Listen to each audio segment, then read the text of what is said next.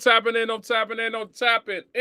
Thank you for tapping into Yo Cuz Podcast, man. Y'all know what it is. It's Cuz on the 1 and 2, man. Thank y'all for tapping in. Thank y'all for tapping in.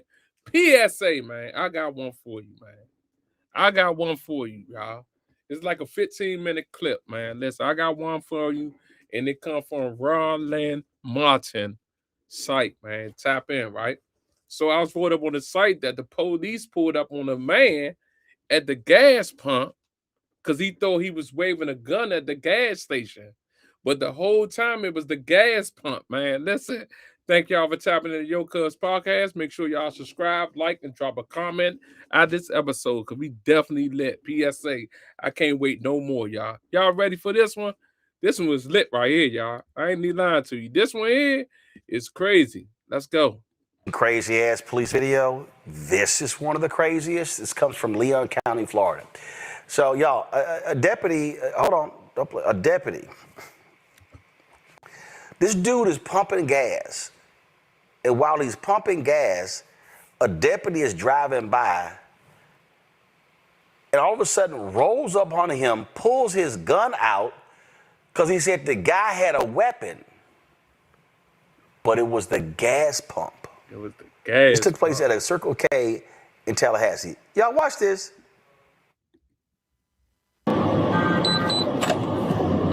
That's Secretary of Dispatcher. I'm going to have a weapons incident, Circle K, 7th row.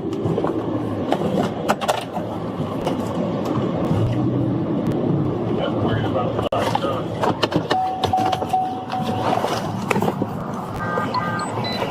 What do you have in your hand? Show me your hands. Okay. Stay in the car. Okay, turn around. Place your hands behind your back.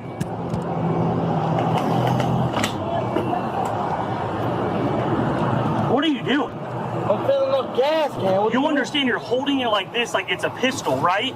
No, I was showing her to cut the pump on. Okay, but that's not what it looks like to the motoring public on the roadway. Man, that's crazy. I was just showing her. See this shit, y'all? I was just showing her the thing to let her know to get the gas. Do you have your ID on you? Yeah. Okay. Can I turn around? Yeah, that's fine. Dang, gosh. All right. But you understand you're holding it like this and it looks like a handgun, right? No, I'm trying to let her know to pump the gas, bro. Okay. Why you, what the fuck? You just pulled a gun out on me to put my car.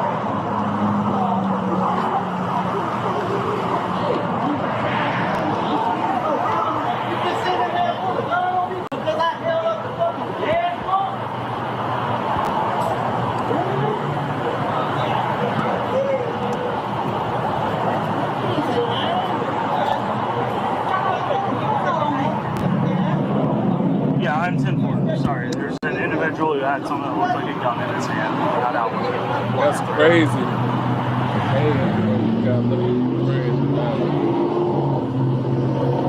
Yeah, I'll be on telephone. See this shit, bro? He put up on that man because he thought he had a gun in his hand. I'll get your bag. You know I'm gonna get a lawsuit on you. What's that? Showing her later. That's okay. I've got a 4-9. Look at this shit. Look, let me tell you what this motherfucker just did. I'm getting it. Man, I'm finna lawsuit. Tell out there. 521-775-87. Man, that man just got out and pulled a gun on me. The police did. Look, when I held up the thing to let her know I need to pump the gas. 521-775-87-42. Put your hands in there. Put your hands behind your back. What? I'm sure there's cameras. Mr. Rock. I ain't got nothing to say to you, bro. I ain't did shit and I ain't being detained. I want to go. I don't got nothing to say to you. You know what you did. I don't got no rap for you. Right. Well, it looks like he's holding a gun. Man, that don't look like no gun when you see this bitch right here swinging. I didn't see that, sir. Man, yeah, you saw what you wanted to see. You saw a motherfucker with tattoos. Why would I be holding the gun like this right here? Hey, who? Right. Man, you saw what you wanted to see. You profiling motherfucker. Right. No bullshit, bruh. The man had the gas pump in the air trying to get the lady attention to tell her to turn the gas on.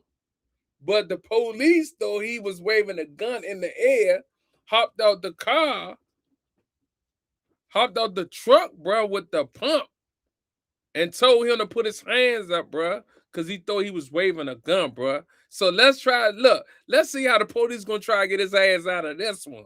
You hear me? Let's go, Mo. Hey, I want your badge number though. I need all that. It's 385. I need all that. It's 385. I know what to do. People come to us and their teeth are so bad that they all need to be extracted. They all need to be taken out.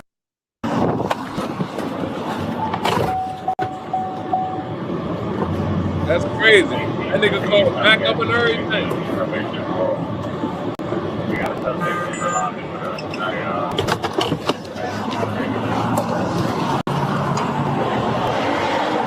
He called back up and everything, bro, and he wrong.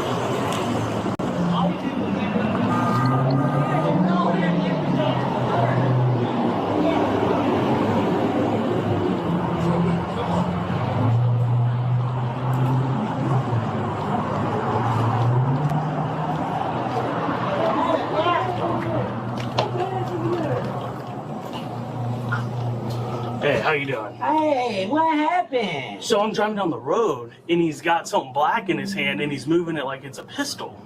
So I pulled in to investigate what was going on. That's all. Oh yeah, because the pump wasn't, his pump wasn't on. You hear this And he shit? was signaling me that the pump I'm wasn't. a Richard police officer in Alabama. Yes. Okay. Yeah. Just the guy had something in his hand that looked like a gun, and I was like, "What are we doing?" Yeah, I noticed some as we were coming up. Okay. Yeah, So you his saw him pump with the was- thing in yeah, his his hand? I saw him with the gas pump in his hand. Yeah. Yeah, his gas pump, his pump wasn't working, and he was signaling me that the pump, the gas wasn't on That's the pump. crazy. Is he causing a problem? Man, at you crazy, bro. store? What's up, No, he Roger? coming here every How you day doing? faithfully after work. He coming here and Welcome get to the gas show. and cigarettes every day. No cause nothing. Hey, I don't want to hold the gas pump again. You'll start the gas over. Yes, I will. Hey, what's your name? Lawler. You'll sign the statement, you'll get kept a picture of everything he did. That's crazy. Hold on. Yeah, bro. He thought that Just was a get your pistol. Huh? Yeah. Jake. J-A-K-E. Yeah. Florida. How do you spell it? A-U-W. A-U-W. U-W. E-R-D-A. E-R-D-A. Yeah. And phone number. That's crazy, bro. Okay. Just say a witness thing. Okay, I'm gonna have to put his line. And you work for who? I'm Pritchard Police Department. Pritchard in Alabama. Yeah. P-R-I-T-C-H-A-R-D. Yeah. Okay. You spelled it better than some of the locals we got. Yeah, so what did you see when you pulled that? Come on, baby. He was just holding this gas pump up like this. I don't know what he had in his hand. He was just kind of raising it up. I don't know if he was trying to straighten it out or what. Okay. You can see my law enforcement ID. I know a lot of people. All right, you have a great day. No problem. Despite the mistake, the man did not receive an apology from the officer who got into his car and drove away. The Leon County Sheriff's Office has stated that it will review the incident for potential training purposes or further actions. However, What's there's up, been no Easy information Money? regarding What's up? any possible disciplinary action against the officer involved. We Joe, did. dude could have been shot. Yeah. I mean, well, you're driving by, look like you had a gun.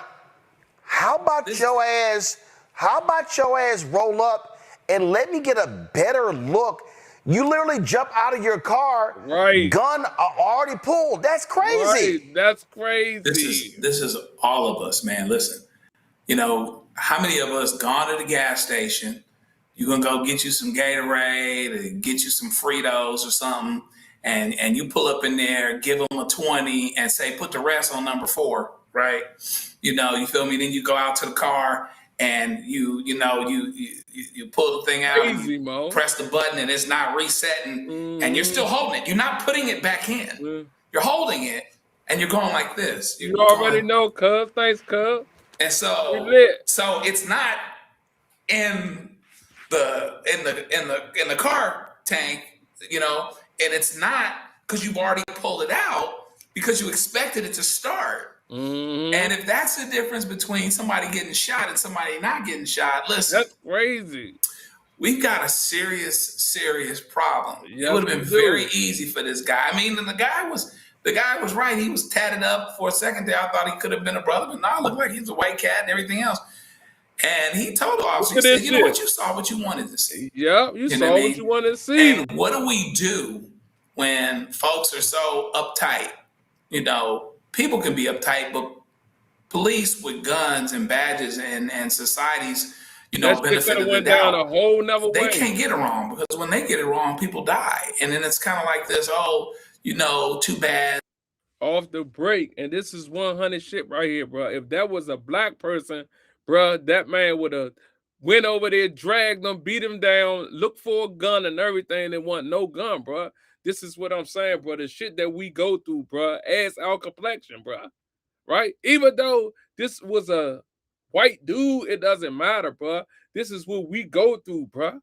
The man was riding down the hill. Police was riding down the hill, looked over, seen Slim waving the gas pump, telling the lady that the joint wasn't working, and he pulled up, hopped out with the pistol in his hand, bro, and told that man put his hands up and everything. That man ain't had nothing in his hand but the gas pump, man. Come on, cuz. That's crazy, cuz. For real, man. That's why, man, y'all listen. Y'all driving around, y'all going everywhere, y'all going out of town, whatever. Make sure that car straight, bro, so they won't search that car, bro. For real, make sure you have your insurance card, license, everything, man. For real, bro. Listen, it's all right going out of town, but this that country shit, bro. They ride around, white police ride around every day, bro, just like this, waiting for something to jump off, bro, because they bored. They don't have nothing else to do. You hear me, cuz? They don't have nothing else to do, bro. So guess what? We got the ride legit, so we ain't got to go through none of this shit, bro, because that shit could have went down a whole nother way. Let's go, man. It's so sad kind of thing. He cannot miss like that, because all of us do that. That could be, and you trying to stay out of trouble, but you're going to get some gas on the way home. It's not even your option to have the gas done by the people that work there anymore. That doesn't happen in but 1 or 2 states. Right. What do I do when I'm there? Now, give me a hoodie, right?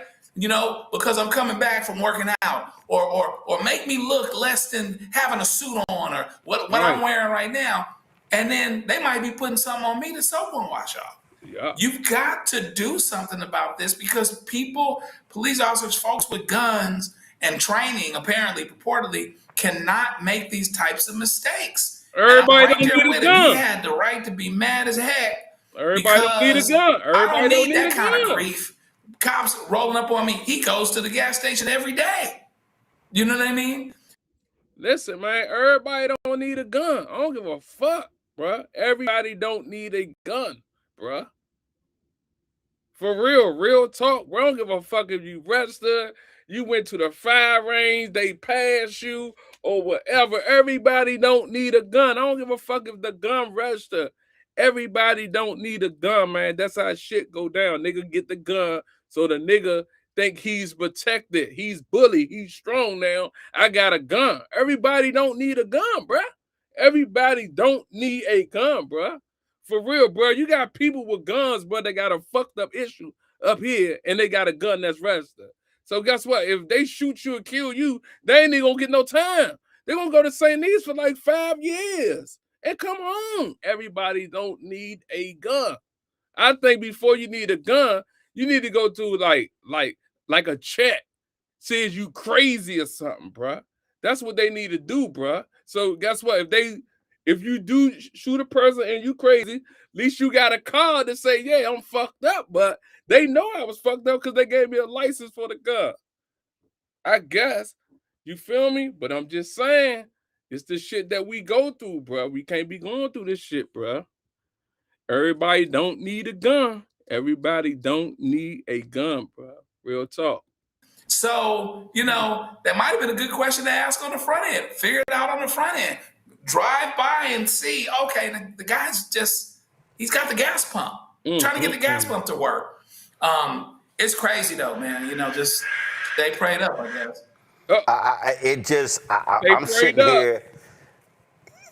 Dude is just sitting here pumping, and he's just getting her attention. And Mustafa, the cop's like, "Oh, he got a gun." Nah, for real, bro. Facts, bro. I don't know if you saw the news, but Fox News is claiming President Trump is declining in the polls. President Trump. Well, you know what? I've heard about driving while black, but never gassing while white, which must be a new thing down south. You know, Joe hit it on the head. He laid it all out for you. But, you know, when we're talking about profiling, right? Profiling is part psychological. It is about a type that you have in your mind that is less than, that is more likely to have committed a crime. So that's the dynamic that continues to play out. And until we change that through pressure on police unions and police forces to actually do the additional work to be able to, I understand that you have a job to do. But as Joe said, it is a job where you're literally holding someone's life in your hand because you have your finger on the trigger. Let's get it. So I'm glad that this gentleman did not get shot. I'm glad that we are having a conversation about profiling and understanding that folks who come from vulnerable and marginalized communities are the ones who often are the ones that end up falling victim. And, you know, I just pray that nobody else loses their life because a law enforcement officer profiled them and didn't see their humanity before they pulled the trigger or caused bodily harm. That's insane, Randy. Because my man is like, I could have been shot getting gas. Right. And because they walk around with guns, we need to stop being so easy on these cops and giving them multiple chances. In my opinion, that cop does not need to be a cop any further. He's a little too jittery. The fact that he is thinking the man, you know, the guy's just getting gas, what people do every day. But then it was how he acted after the incident. He was trying to build a case he was to justify his terrible decision making and his own jitteriness. You saw how he was asking the other cop, well, what did you see? And then he asked the clerk, well, does he ever cause you any problems? Just trying to find a way to create a case against this man who was doing nothing but trying to get gas. And we all know that if the white tatted guy had been a brother, it could have been way worse. Let's just keep it real. We talk about profile. Get it. Yeah, you don't need to be a. I didn't understand why he was asking a dude for his ID. You hear me? Let me get your ID, bitch. I do. Like, why the hell I gotta give you ID? It's a gas pump. Why I got? I'm telling you. You gotta pay for gas with your ID. When I say these cops are tripping, these cops are tripping, and they tripping, y'all. They tripping. Hello, I'm Isaac Hayes III, founder and CEO of Fanbase, and I'm here with a very like real talk, bro. They tripping out here, bro. I'm telling you, man, y'all be careful out there, man. I don't care what state you in, man. My YouTube family, make sure y'all be careful out there, man. Make sure y'all driving too legit too quick, man. If y'all gonna smoke, man, roll the window down, man. You hear me? Throw the roach out the window. Don't put the roach in the ashtray, man. Try to hold the roach, man. Throw the roach out the window, man. For real, like real talk, bro. Don't play with these boys today, boy. These boys gonna beat your ass up. It's not a plan. They're gonna beat you up, lock you up, and give a charge to you, bruh. And you can't do nothing, bruh. You can fuck your whole life up less than 1 second. 1 second to fuck your whole life up, bruh. It's not a game, bruh. It's not a game. 1 second will fuck your whole life up. I know, bruh. It happened to me before. So 1 second will fuck your whole life up, bruh. That's why y'all gotta think before y'all react. You know what I'm saying? I do understand that y'all be like, oh yeah, man. When the shit happen, I'ma be on it. Nah, bro, that ain't true, bro. Because when that shit happen, bro, that shit go to a whole nother level. I'm telling y'all, bro. When that shit happen just like that, y'all gotta be ready. Y'all gotta be prepared. Y'all gotta be ready, bro. Like real, man. That shit happened so fast, man. You wouldn't even know, man. Real talk. Real talk. Real talk. I got another one for y'all, man. We're going to stay lit tonight. You hear me? We're going to definitely stay lit tonight. Let's go. West Alabama police officer plans to file a multi-million-dollar lawsuit against the department. The video of Micah Washington's arrest has gone viral on social media. Folks are calling for the firing of the officer and charges against Reform Alabama police officer Dana Elmore for what took place on December 2nd. That took place in Pickens County, about 40 miles west of Tuscaloosa. Joining us right now is Leroy Maxwell Jr., the attorney representing Micah Washington. Leroy, glad to have you here. So I want to do this here. I want to play the video, but I need you to explain to us what happened before this. Now, first and foremost, folks who haven't seen this, this is the video that has gone viral of this officer tasing Micah Washington after he's already handcuffed and he's complying.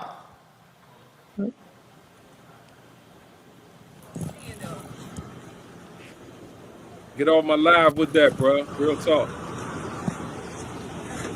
Right there in front of the car. No, I wanted the audio up. Stay. I ain't doing shit, bro. I got gun right there. I'm not doing that. Oh, yeah. I'm saying, what you saying? Oh, yeah, for? I'm not. Oh, my God. Okay. Down. Oh, my God.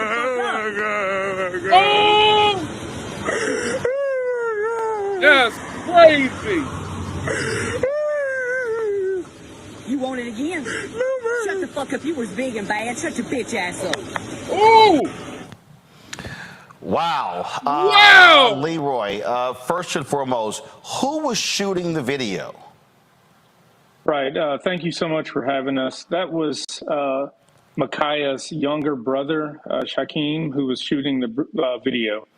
There were three of them that were pulled over, or not pulled over. They were on the side of the road trying to repair a tire on a vehicle. And fortunately, his brother whipped out his camera. And we saw what we saw, but leading up to that, it was just as bad. So they were changing a tire? Yeah, they were changing a tire, and as far as I know, being black and changing a tire is not illegal, not yet anyway. But that's exactly what they were doing, changing the tire on the side of the road.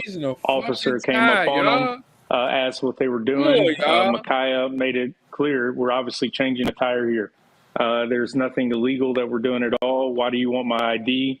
She demanded the ID without asking or articulating any sort of criminal activity. Eventually, Micaiah did comply with giving her his ID, but he decided he was going to take out his phone and record, as everyone should do, film the police. As soon as she saw that and he hit the button to record, she immediately tased him the first time. And she knew that he was recording, though, y'all. That's crazy. I'm trying to. Okay. It ain't nothing to talk That was about, just the first time, and then you're right. What you're seeing is the second tasing. Oh, and that's so he got tased twice. He got tased twice, right? And so she tased him when he took out his phone to start recording, and he went to the ground. You see his phone beside him. She handcuffs him, and then you see his brother start filming as he's being lifted up off the ground after he's been handcuffed and being taken to the front of her hood. And that's when the sadistic assault and battery occurred at that point. All right, so then you hear the language she uses against him. So we hear that. Then he gets arrested. Now, here's what I really find to be interesting. Walk us through, for people who don't know, walk us through what they charged him with. All right, so this is where it gets wild. All right, so they charge him with a few things. They charge him with trafficking, cocaine laced with fentanyl, an ex-felon in possession of a firearm, possession of marijuana, resisting arrest, obstruction of government operation. All right. Okay. So let's walk through each one of those. Yeah. So what was the first one again? Trafficking. You know what you see in the movies, all that other jazz. So he was trafficking laced with fentanyl. Okay. Cocaine laced fentanyl. Now we're watching the video here. So where did they claim this cocaine was? So according to what officers told him when he was over in booking in the jail, that the officer pulled cocaine, a bag of cocaine laced with fentanyl, out of his pocket right before she pulled the gun out of his pocket. And so we see in the video right here. That's the problem. She wasn't aware of the video. So the gun. She was aware of the video. She wasn't aware. So how close were they standing? She wasn't where they were shooting. So he was a little bit further away. He was zoomed in. The brother was zoomed in on the video, but she was not aware that the brother was filming. So I'm watching the video. We playing the video right now. She pulls the gun out of his right pocket. At no point does she reach into his left pocket. Right. At no point does she reach back into his pocket. She literally pulls nothing out of his pocket except the gun. Exactly. So where do these drugs come from? That's what we want to know. And so, of course, he gets bonded in on a $500,000 bond because he's in there for trafficking. No way he can make that bond. No way his family could get him out. It's absolutely absurd. But then the video comes out. His brother then lets the video out, and it hits the airwaves hard. It streams, it goes viral.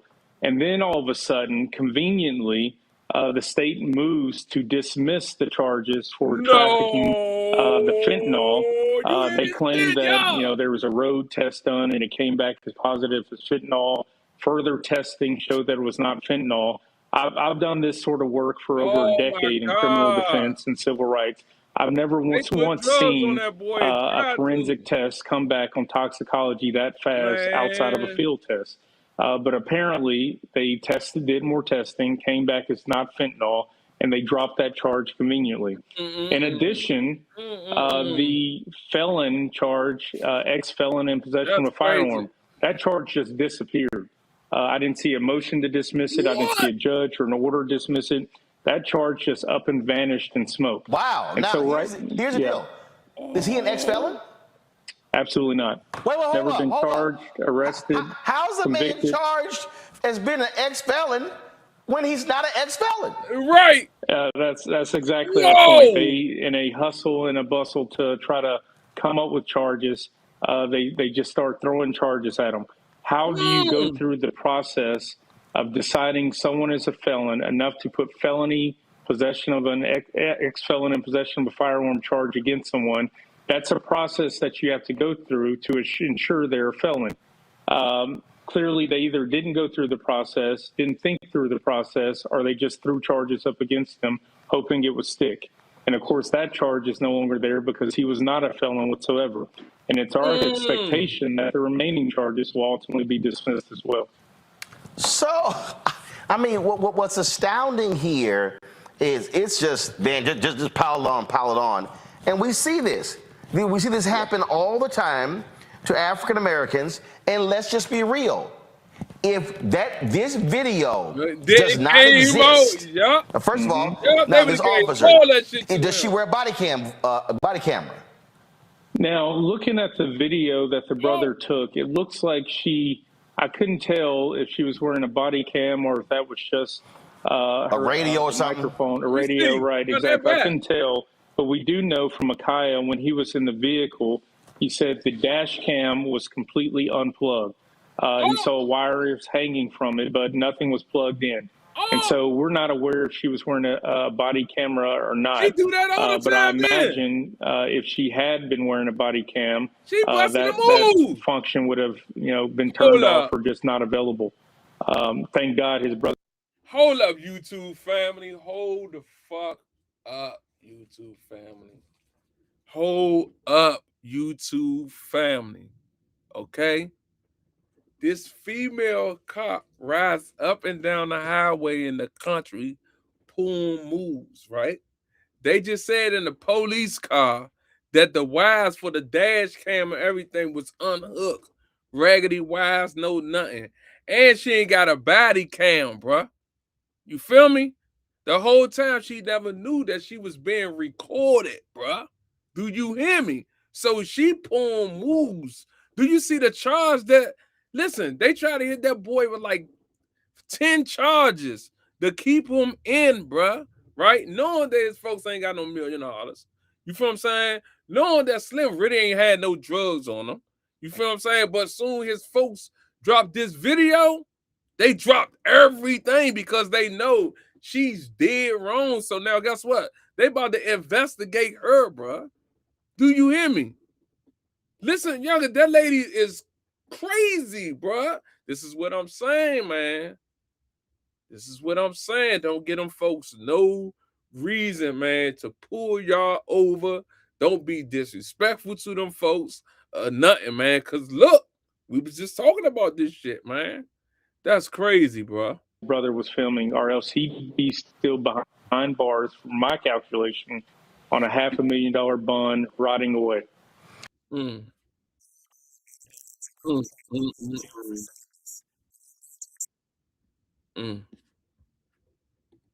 Okay.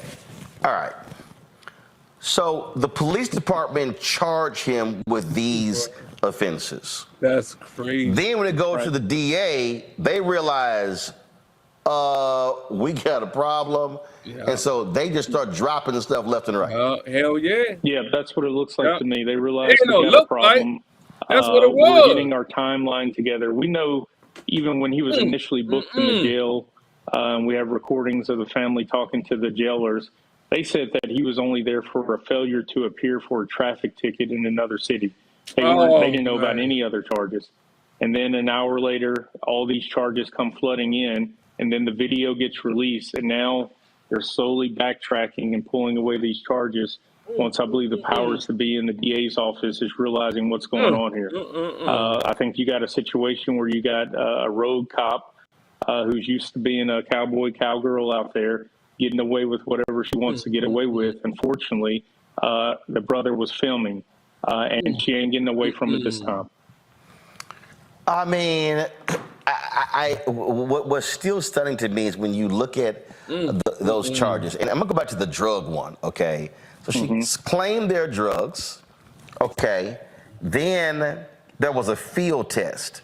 Now, did the brothers ever stop recording? How long were they out there? Were they present, and were they shooting the entire time from the moment help arrived and he's put in the car and taken away?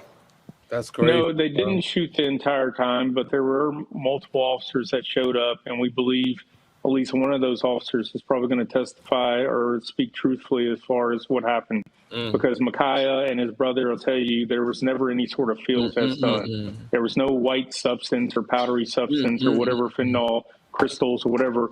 There was nothing that was being tested whatsoever in the field. There were no drugs on his person at all. Crazy, we don't even know where the marijuana charge came from. And so while there was no video of the entire incident, because at some point the brother put his phone down once he saw an officer coming towards his direction. We don't have a full recording of everything that happened. We do know from my witness account there was absolutely no field test that was done. And even in the state's motion to dismiss, it says that a field test was done prior to the arrest. And we know that the incident with him being on the ground and handcuffed, that all happened within a matter of minutes of the officer first arriving on the scene. That's crazy. So we don't know where there was time to do a field test. We don't see any drugs. We don't know about any drugs. And then now conveniently, the drug charges are gone. As even though the charges are gone, can you, as his attorney, and maybe not within the context of the criminal case, maybe you can do this in the context of the civil case, can you say, produce for me these so-called drugs? Man, we were licking our chops. We were licking our chops. I'm not going to lie. Not only do you have excessive force claims, not only do you have assault and battery claims, you have deliberate indifference, you have malicious prosecution, you have abuse of process, abuse of power claims here. And so we plan on filing our lawsuit within the next 30 days, and we're going to use that subpoena power to demand all the evidence. Bro. We want to review, examine all physical evidence, where it came from, the chain of custody, everything. We want it. And, you know, we hate that there are criminal charges right now, but trust me, we're going to take advantage of that too, because criminal charges provide subpoena power as well. And so while they're around, I don't know how much longer they're going to exist. I'm sure we'll be filing motions to dismiss, but while they do exist, we're going to take advantage of it and use every methodology we can under the law to make sure we get answers and that the right people are held accountable. It is just I mean, the reason all of this is stunning.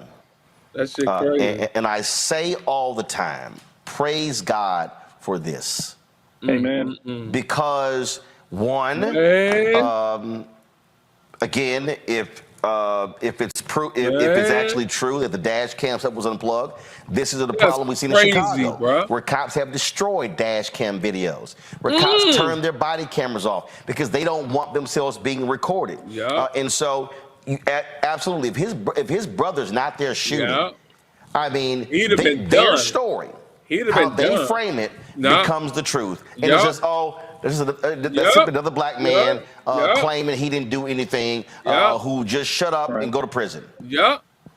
Yep, shut up, go to prison. And I can't even imagine, I talk to my clients every single day, once all throughout the state and the Southeast, that are telling me these sort of things are happening, and we're fighting day in and day out trying to prove it. And so I just thank God and God's good timing that, the video footage was there, that his brother was there, because he'd just be another brother behind bars, waiting 2-3 years for a trial to come around, because there's no way his family is going to make a $500,000 bond.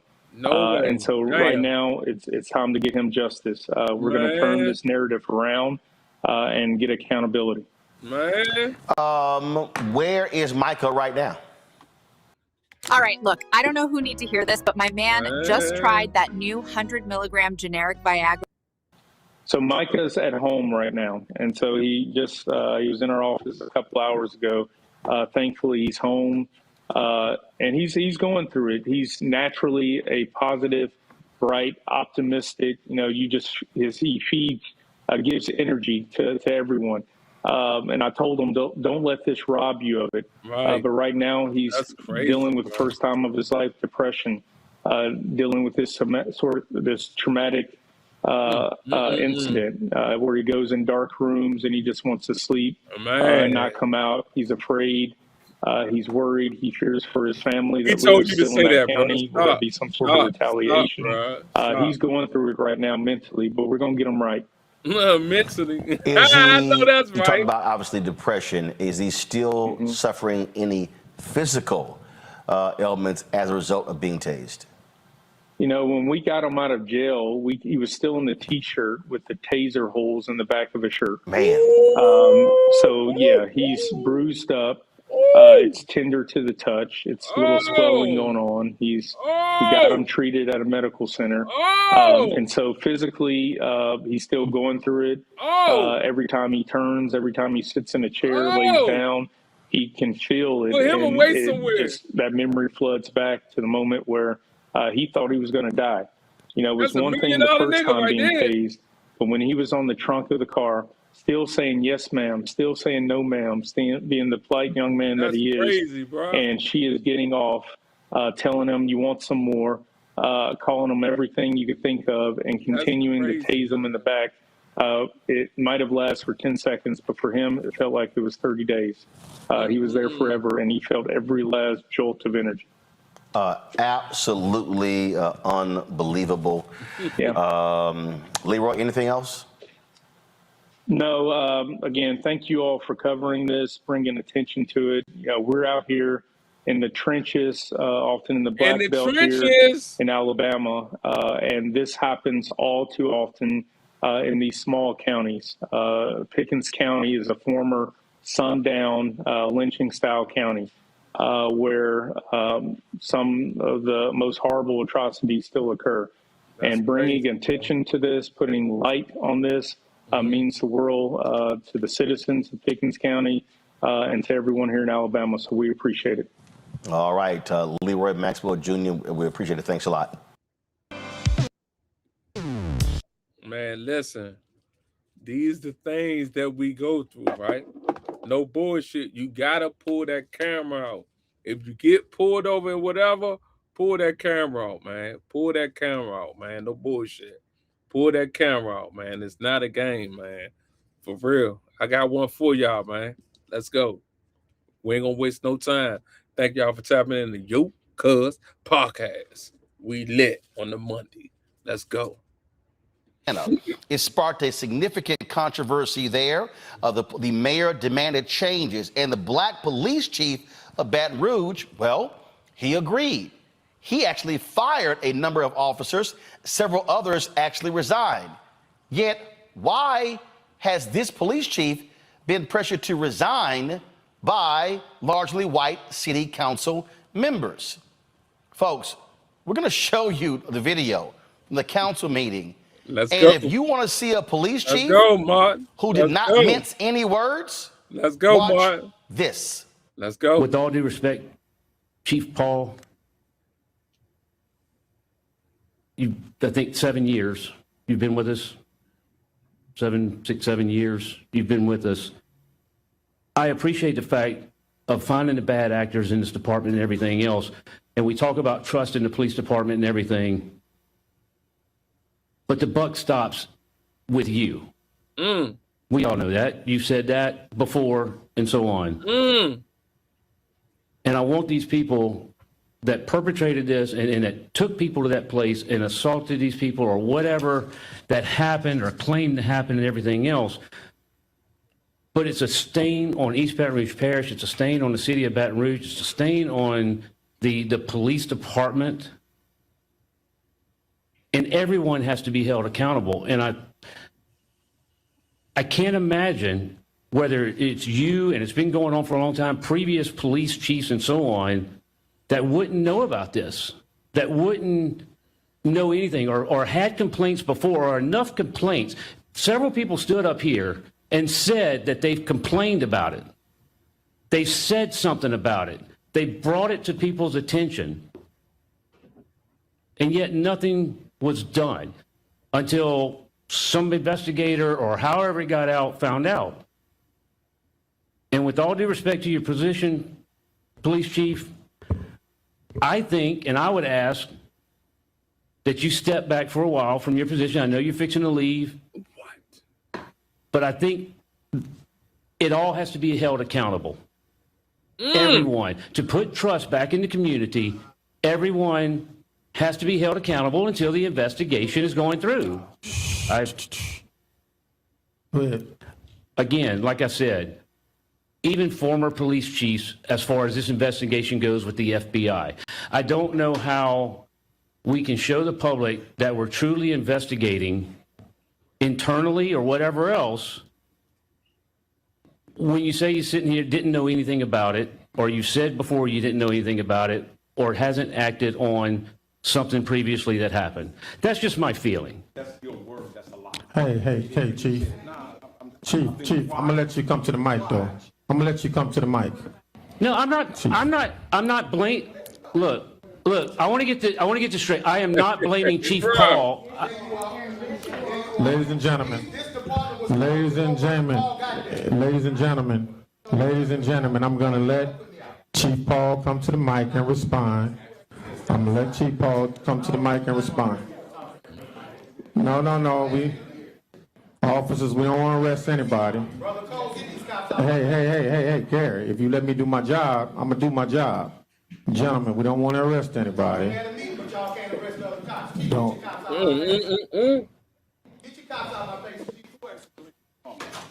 Nobody asked him to leave.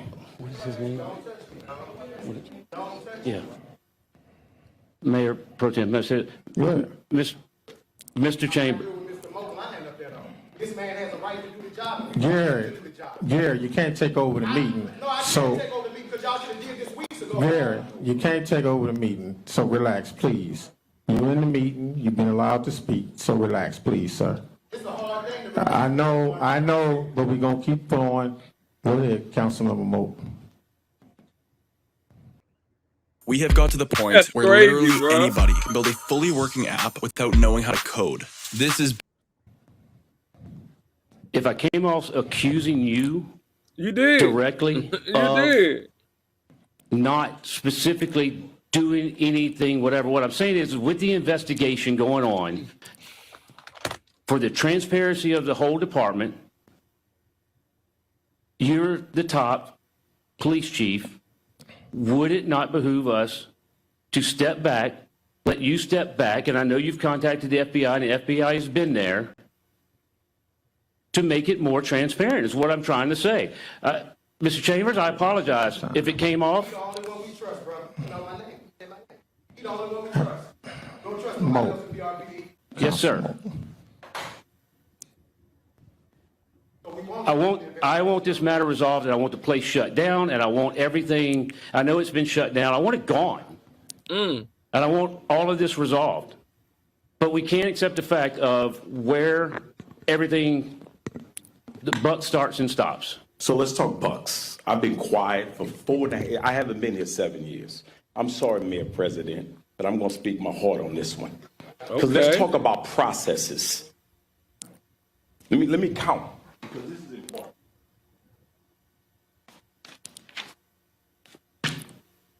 14 police officers were terminated. 1, 2, 3, 4, 5, 6, 7, 8 resigned under investigation. And then there's appeals. And you know what you do? You strip my funding. Are you going to pay the attorney all the money that I already owe them for the bad cops that the Civil Service Board, where we're going to be here tomorrow, and none of y'all going to be here. And y'all sitting here trying to deal off these people's emotions, and some of y'all the problem. Jen Rocker, you sit there, defund the police department's budget from a legal standpoint, and then come here because I don't have legal representation and I got to play lawyer to fight these bad actors. Let's talk facts. Let's talk facts. And then what you do? Then you go and you appoint people to the Civil Service Board that have direct ties to the union. There are 5 people on the Civil Service Board. What's wrong with good law-abiding citizens? You putting people on the Civil Service Board with direct ties to the union and wonder why they reverse the decisions that I make. I've been quiet, but I'm not going to be quiet no more. Where were you when they called my kids gangbangers? Where were you? You know about the pictures when they called my black boys gangbangers, and I prayed for them. When the former chiefs of police sit down and share pictures of me and my girlfriend, and I prayed for them. Where were you, Mocha? When they went to Texas, to the camp, and called me a nigger because I was trying to bring reform in this police department. Where were you then, speaking up for them? Don't sit here and play like you don't know about this group of body that's trying to force the mayor to sit there and fire me for lies and say I only discipline white folks, which is a lie. Don't pretend like you don't know that. Don't pretend like you don't know that. He mad. He mad. Talk about my little black kids, and I prayed for y'all. I prayed for them. And you sit here like you different, like you not in cahoots. Because I'm going to tell you what they said. They got 6 of y'all in their pocket. Facts. 6 of y'all in their pocket. That's what the union said. The same union tomorrow, when we have a hearing right here before this body, where I said that the search and seizures were improper and illegal. How many of y'all gonna be here tomorrow when the attorneys fight and say I should not have disciplined that officer? I've been quiet for 5.5 years, but after November the 8th, I'm not gonna be quiet no more. I've been praying for y'all. You think I don't know about the backdoor meetings y'all have with these people, and you sit here like you some, come on now. Thank you, Chief. Woo! Joining us right now is activist Gary Chambers. Gary, glad to have you on the show. It is rare to see a police chief who is an employee of the city go off on his employers like that brother did in this video. Clearly, he is fed up. Yeah, he did. He was off that. No audio, Gary. I think you're on mute. Thank you, Roland, for highlighting this conversation that's happening in Baton Rouge. Chief Murphy Paul is a courageous leader, and what he did last week, I think, is the accumulation of frustration from years of serving over a police department that is rogue in many ways, that he's been trying to clean up. He has fired 14 officers. 8 officers have resigned in lieu of termination, and I can't count how many have retired as a result of his leadership. We were pushing last week to make sure that the chief did the job that he's doing right now.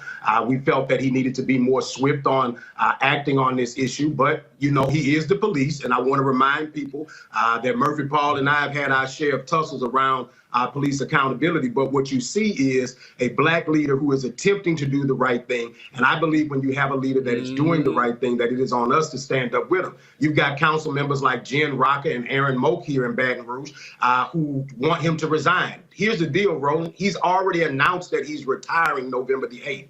And so then to ask him to resign at a council meeting was adding insult to injury. And I don't sit silent while black leaders are disrespected by white folks who have no courage to do the right thing. Jen Rocker, who was making those comments when the Alton Sterling lawsuit was there, she didn't vote to settle it, but she wanted to have optics at a council meeting on the cheap as if she's on the side of justice because she wants to be a judge. And so with this national platform you're providing, Roland, you're allowing the things that are taking place in Baton Rouge to be exposed to the rest of the nation. And it's high time because everybody knows we got Boosie, and you see the chief set it off.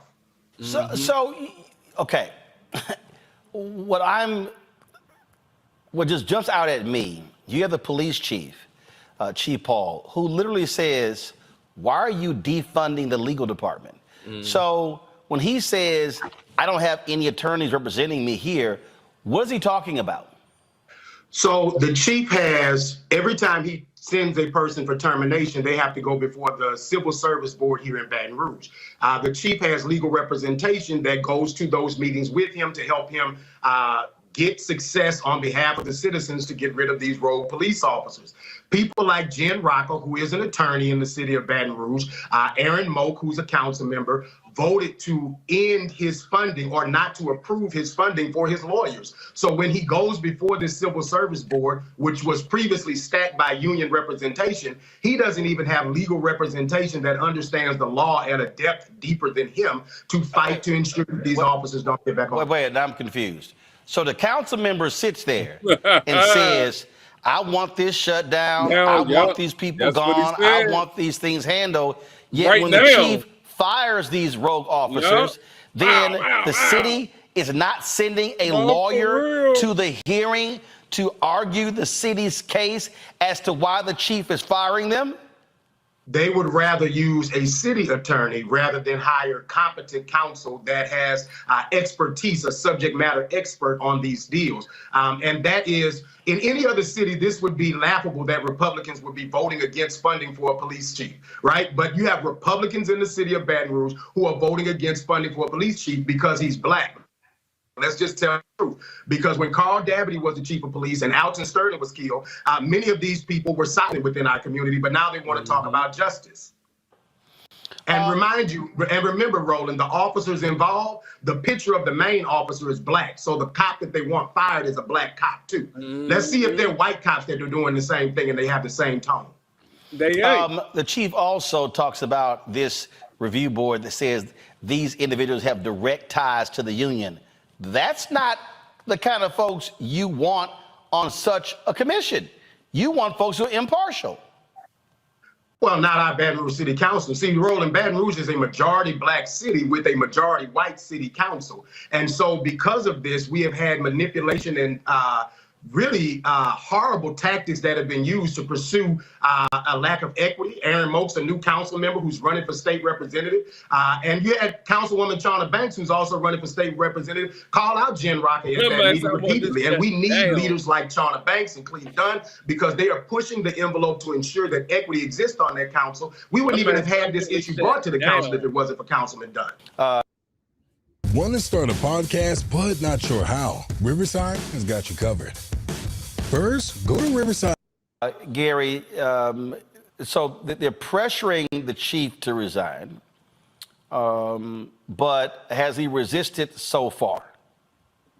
Well, there was a rally this morning to support him where religious leaders and political leaders came and stood with the chief. The mayor stood with the chief. The mayor has indicated that Mayor Shan Weston Broome has indicated that the chief is not going to resign prior to his November 8th retirement, that she is standing with him to stay in his position until that time.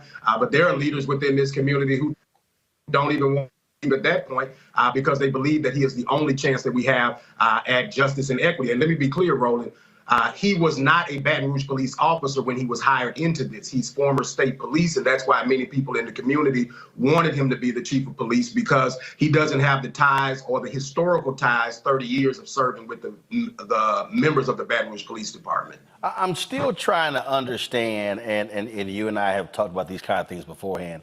I'm still trying to understand how you got majority black city and you have majority white council. You know, redistricting, brother.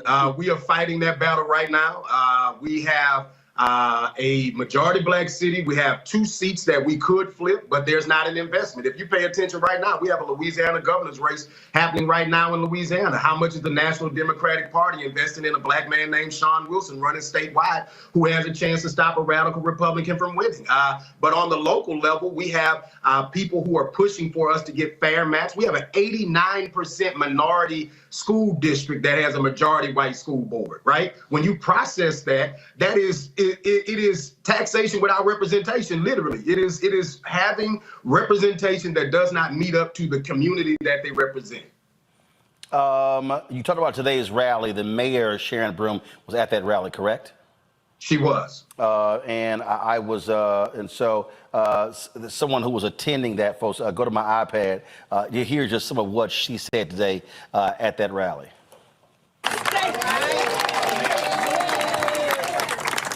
Make no mistake about it. He is esteemed by the White House. He is esteemed by his colleagues from coast to coast. And it's not just because of his name. It's because of his leadership. As mayor president, I've had the opportunity to appoint a number of people to leadership positions. I unequivocally say that one of my best hires was Murphy Paul. I will always stand behind that. We live in some perilous times. I have said from the beginning of this year that we are red stick rising. What you see behind me, around me, out here is red stick rising. What you heard from Chief Paul is we are no longer satisfied with just letting things go by. All right, Gary, what happens next? Obviously, federal authorities are looking into this police department. Is this chief going to tough it out until, look, we're going to talk about a month left, right, before he officially retires? I think that Mayor Broome is going to stand with Chief Paul because the people are standing with Chief Paul. Otherwise, I believe she would have asked him to apologize to the white members of the council. But I really believe that he's going to be there. I believe that what he's doing right now, how often does a chief of police call the feds in on his police department? We're going to find out a whole lot of things in the weeks and months ahead. And I would really like Murphy Paul to help stay at the head of this investigation because he's got the integrity and he's proven to us already he'll deal with bad cops. Like I told you, we've had our tussles and pushed the issue, but when he finds out a cop has done the wrong thing, he does hold them accountable, and that's all we can ask for.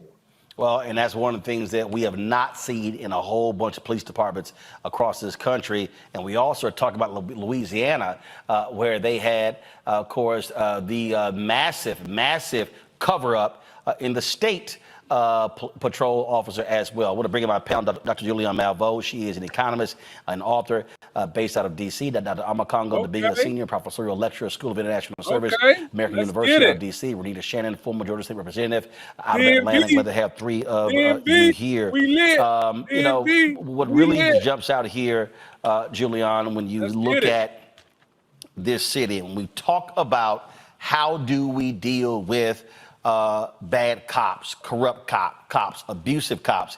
Here's a police chief who's also trying to save these same city council members a lot of damn money because a lot of these cities have to pay out massive lawsuits, massive payouts because of lawsuits due to police violence. Absolutely, Roland, and that we see this time and time again. My question, of course, a police chief has said he's resigning or retiring. And so that's that. These crazy people on the council want him to step back sooner, which is wrong. But I'd like to ask your guests, what's next? He retires. When he does, who's next up?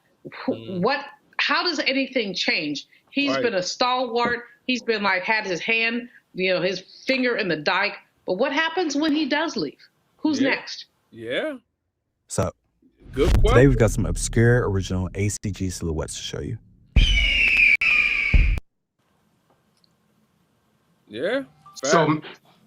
So Mayor Broome is set to appoint a new chief of police at some point in November, or an interim chief. But she has a list of candidates that most people in the community are now questioning, because a lot of them are Baton Rouge police officers. And with a federal investigation, many of us don't know whether or not any of these officers are involved. If the chief just arrested the deputy chief, one of the deputy chiefs within the department, I'm not sure we trust many of the people that are within the department. And there are very few people on that list that are from outside the Baton Rouge Police Department. And so I would hope that Mayor Broome scraps that list and starts over, even though that may be a belabored process.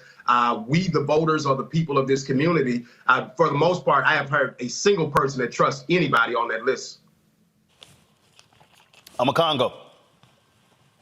Well, one of the questions I have for you, Mr. Chambers, is has it really energized the community there as it relates to their electoral output? Because when you talk about these city councilors not, being part of the community, when you talk about the school board in one of the communities as well, and people not being able to galvanize, one of the things you also concerned me was how he talked about backdoor meetings with the unions. And so it feels like some members of the council have a different plan for our communities. And is this situation with Chief Paul, is it waking up the community to really get out there and take control from an electoral and election standpoint as we go into 2024? Well, I've been in this fight for long enough to recognize that stagnation happens with our community often, but what we have to do is take these moments like this to galvanize people.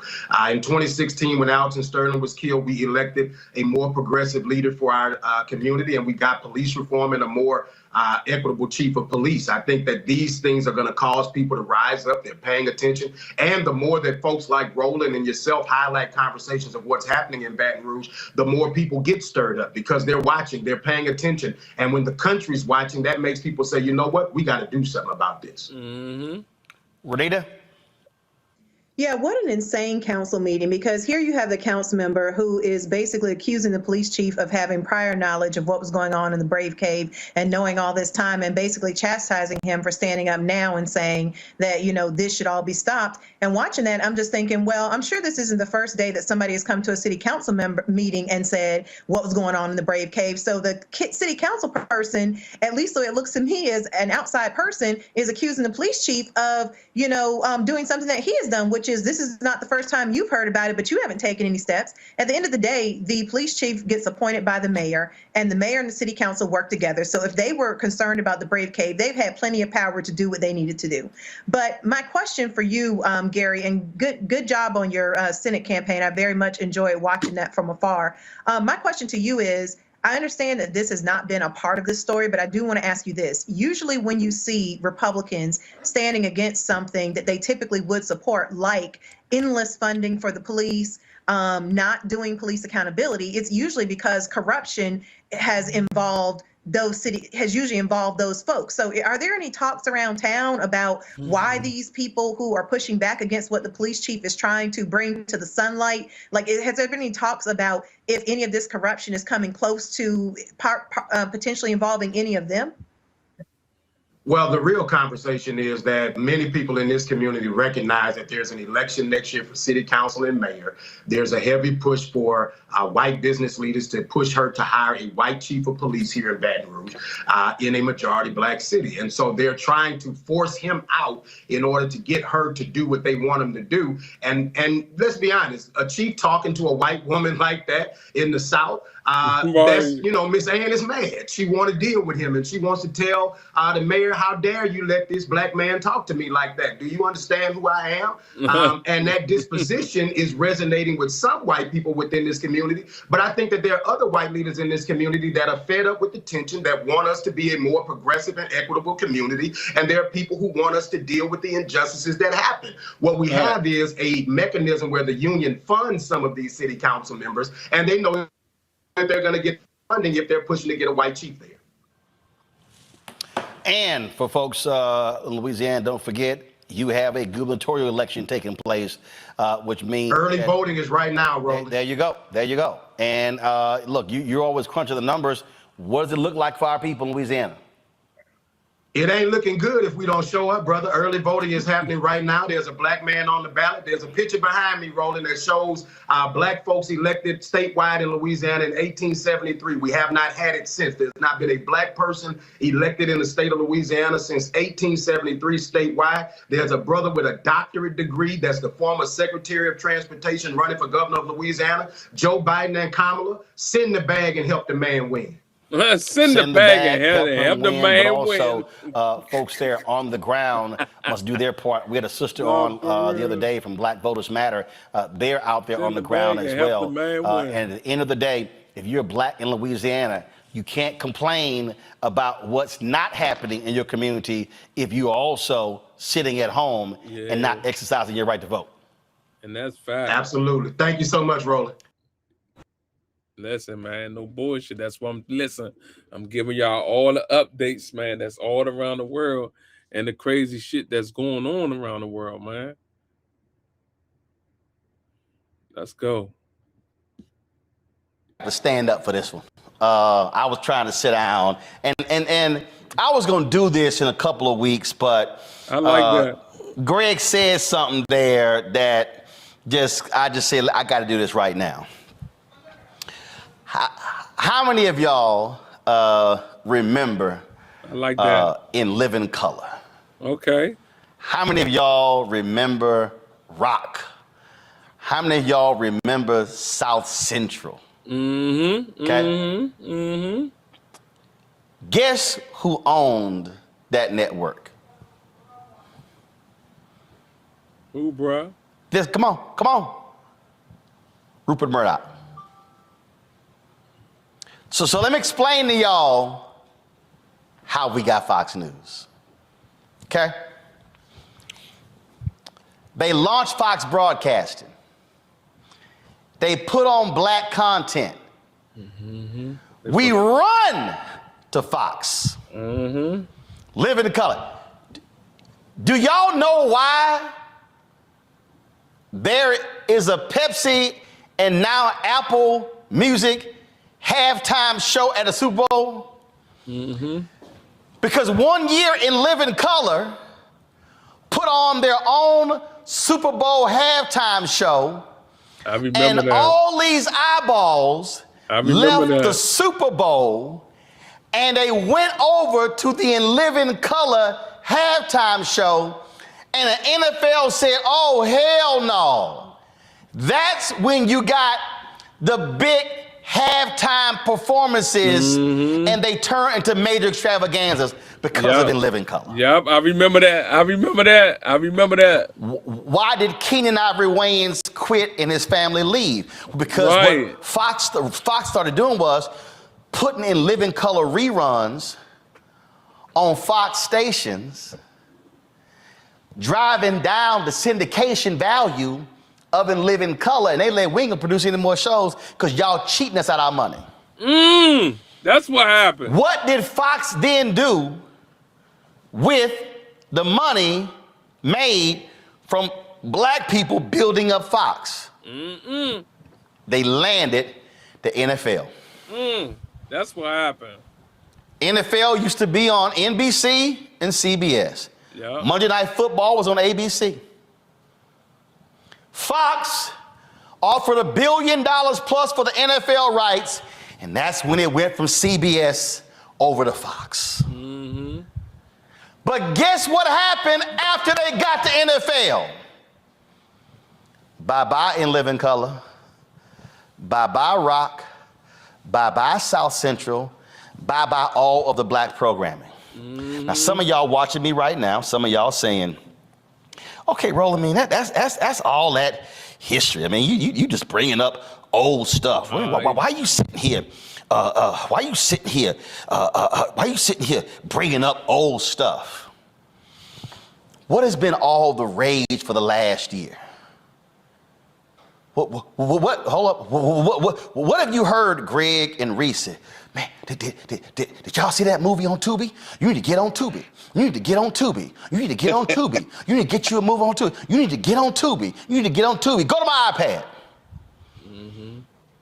Tubi sees impressive growth with over 74 million monthly active users. Keep it right there. Damn.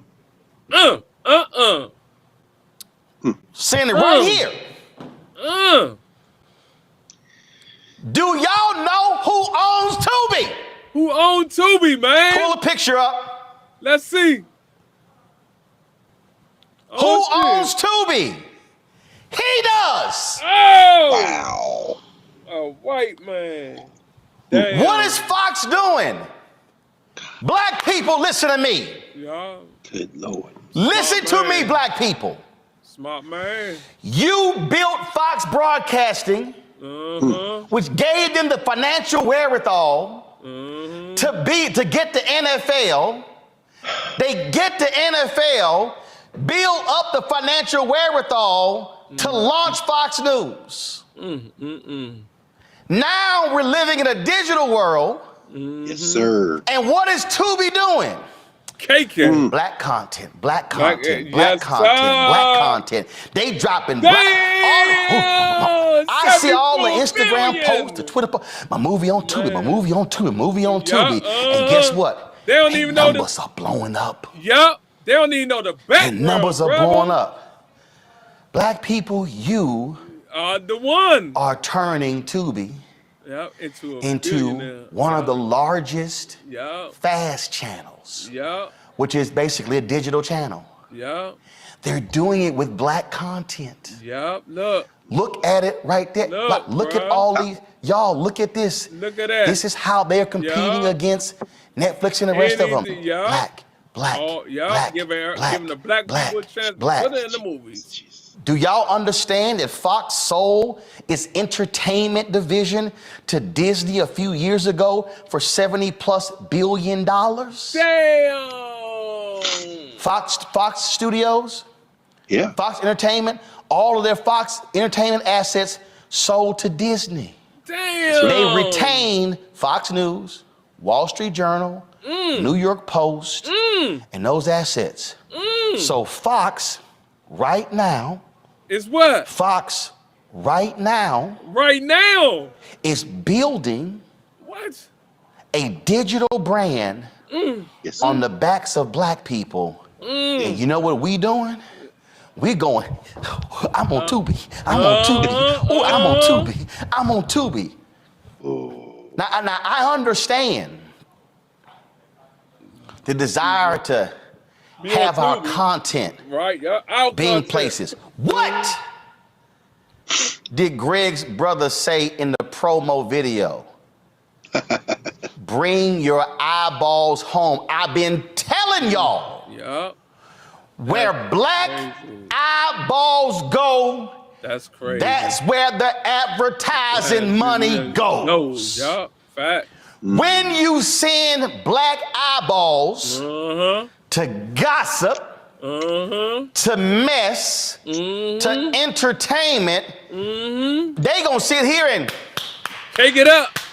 Make it rain. That's crazy. Tubi is trying to lock up several $100 million in ad money, and there's a declining number of dollars from broadcast networks coming to digital, and Tubi said, y'all know how we can sit here and grow fast as possible?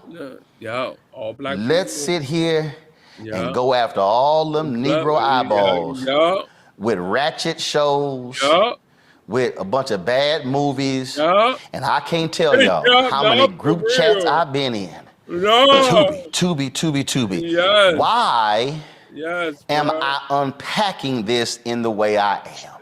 Right. Because I've been trying to explain to y'all how media works. If we are so powerful with these, and we can generate billionaires in all these other places, Man, get them, bro. Get them. what in the hell can we actually do if we choose to say, Let's come you know together. what? Let's come I'm together. gonna lock my eyeballs on the Negro Leagues. Yeah. And the Negro Leagues is really gonna be the major leagues. Yeah. But you know what we do? What we do, bro? We go, they letting us be in the major leagues. Yeah.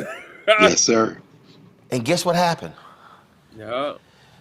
The major leagues took black talent, but did not bring in black owners. Yeah. Right. Tubi is saying, I'm gonna take everything. Yup. Give me all black that talent. Let me get it. Come on. Got you. Yup. I got We you. like, yes. Yup. Feeding the beast. But man, they paying good money for movies. Why do you think they paying good money for movies? Because the black eyeballs are there. Yeah. There are black platforms that are out there. Yeah. Do we support them? No. And that is the problem. And so now, y'all, That's the problem. if you causing Tubi to explode, all you doing is making Fox News more powerful. Yup. Right. Damn. That is what I'm trying to get us to understand. 74 And it's hard million. for our people to step back and understand the media game that's at play. What y'all have been hearing Reese say and Greg say, you need to understand the infrastructure. Man. See, we just turning on the radio, we just turning on TV. Ain't nobody saying, hold up, who own this? Who own this?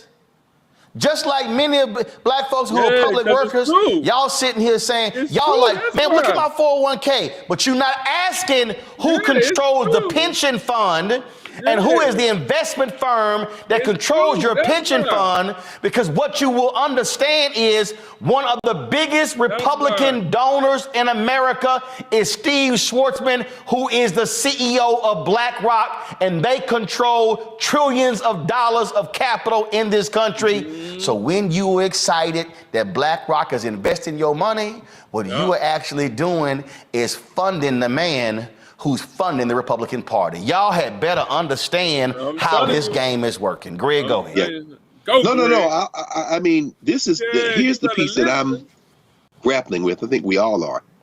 The disconnect. On the question of reliability, there is no debate. We see you, me, Reese, Lauren, Scott, you name it, everyone who appears here 7 days a week. All of the shows. We all encounter this everywhere we go in the U.S., in the world, outside this country. I can testify that there is a reliability people associate with this program specifically. Reliability in information, reliability in stories, as you say, things you're not gonna see anywhere. I sat and watched Eddie Meese Johnson's funeral, and because it was streaming here. So on the question of news. They say not the empty content, not the foolishness. There is a standard here. When I listen to at least the shows that black folk have on Sirius, I'm talking about news and commentary shows, Reese's show, Clay Kane, Joe Madison, Karen Hunter. You know, there's a form of reliability there. When folks, and Karen says this sometimes, she says, you know, in many ways, journalism is dead. Why? Because now you've got, and again, it's no shade at Shannon Sharp. There's no shade at everybody on YouTube.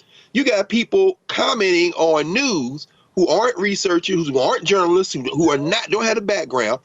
And the eyeballs are being attracted because it's mixed in with this foolishness. The disconnect for me is, while these fascists, while these white nationalists, while these folks like the Heritage Foundation, funded by billionaires and subsidized by very people that we're subsidizing with our dollars, are lining up because they have the money to carpet bomb our sensibility. Mr. Farruko is a joke to take out the president of Harvard, and he got a degree from Harvard Extension and is down there messing around trying to create a whole new version of a school that was a legitimate university till DeSantis got a hold of it, that new school in Florida. While that's happening on our side, we can watch by the millions Cat Williams and Shannon Sharp. We can watch by the millions Gilbert Arenas and whoever else. We can watch by the millions Kwame Brown and whoever else is the flash to pan at the moment. But when it comes to news, Roland, this is what I'm trying to understand.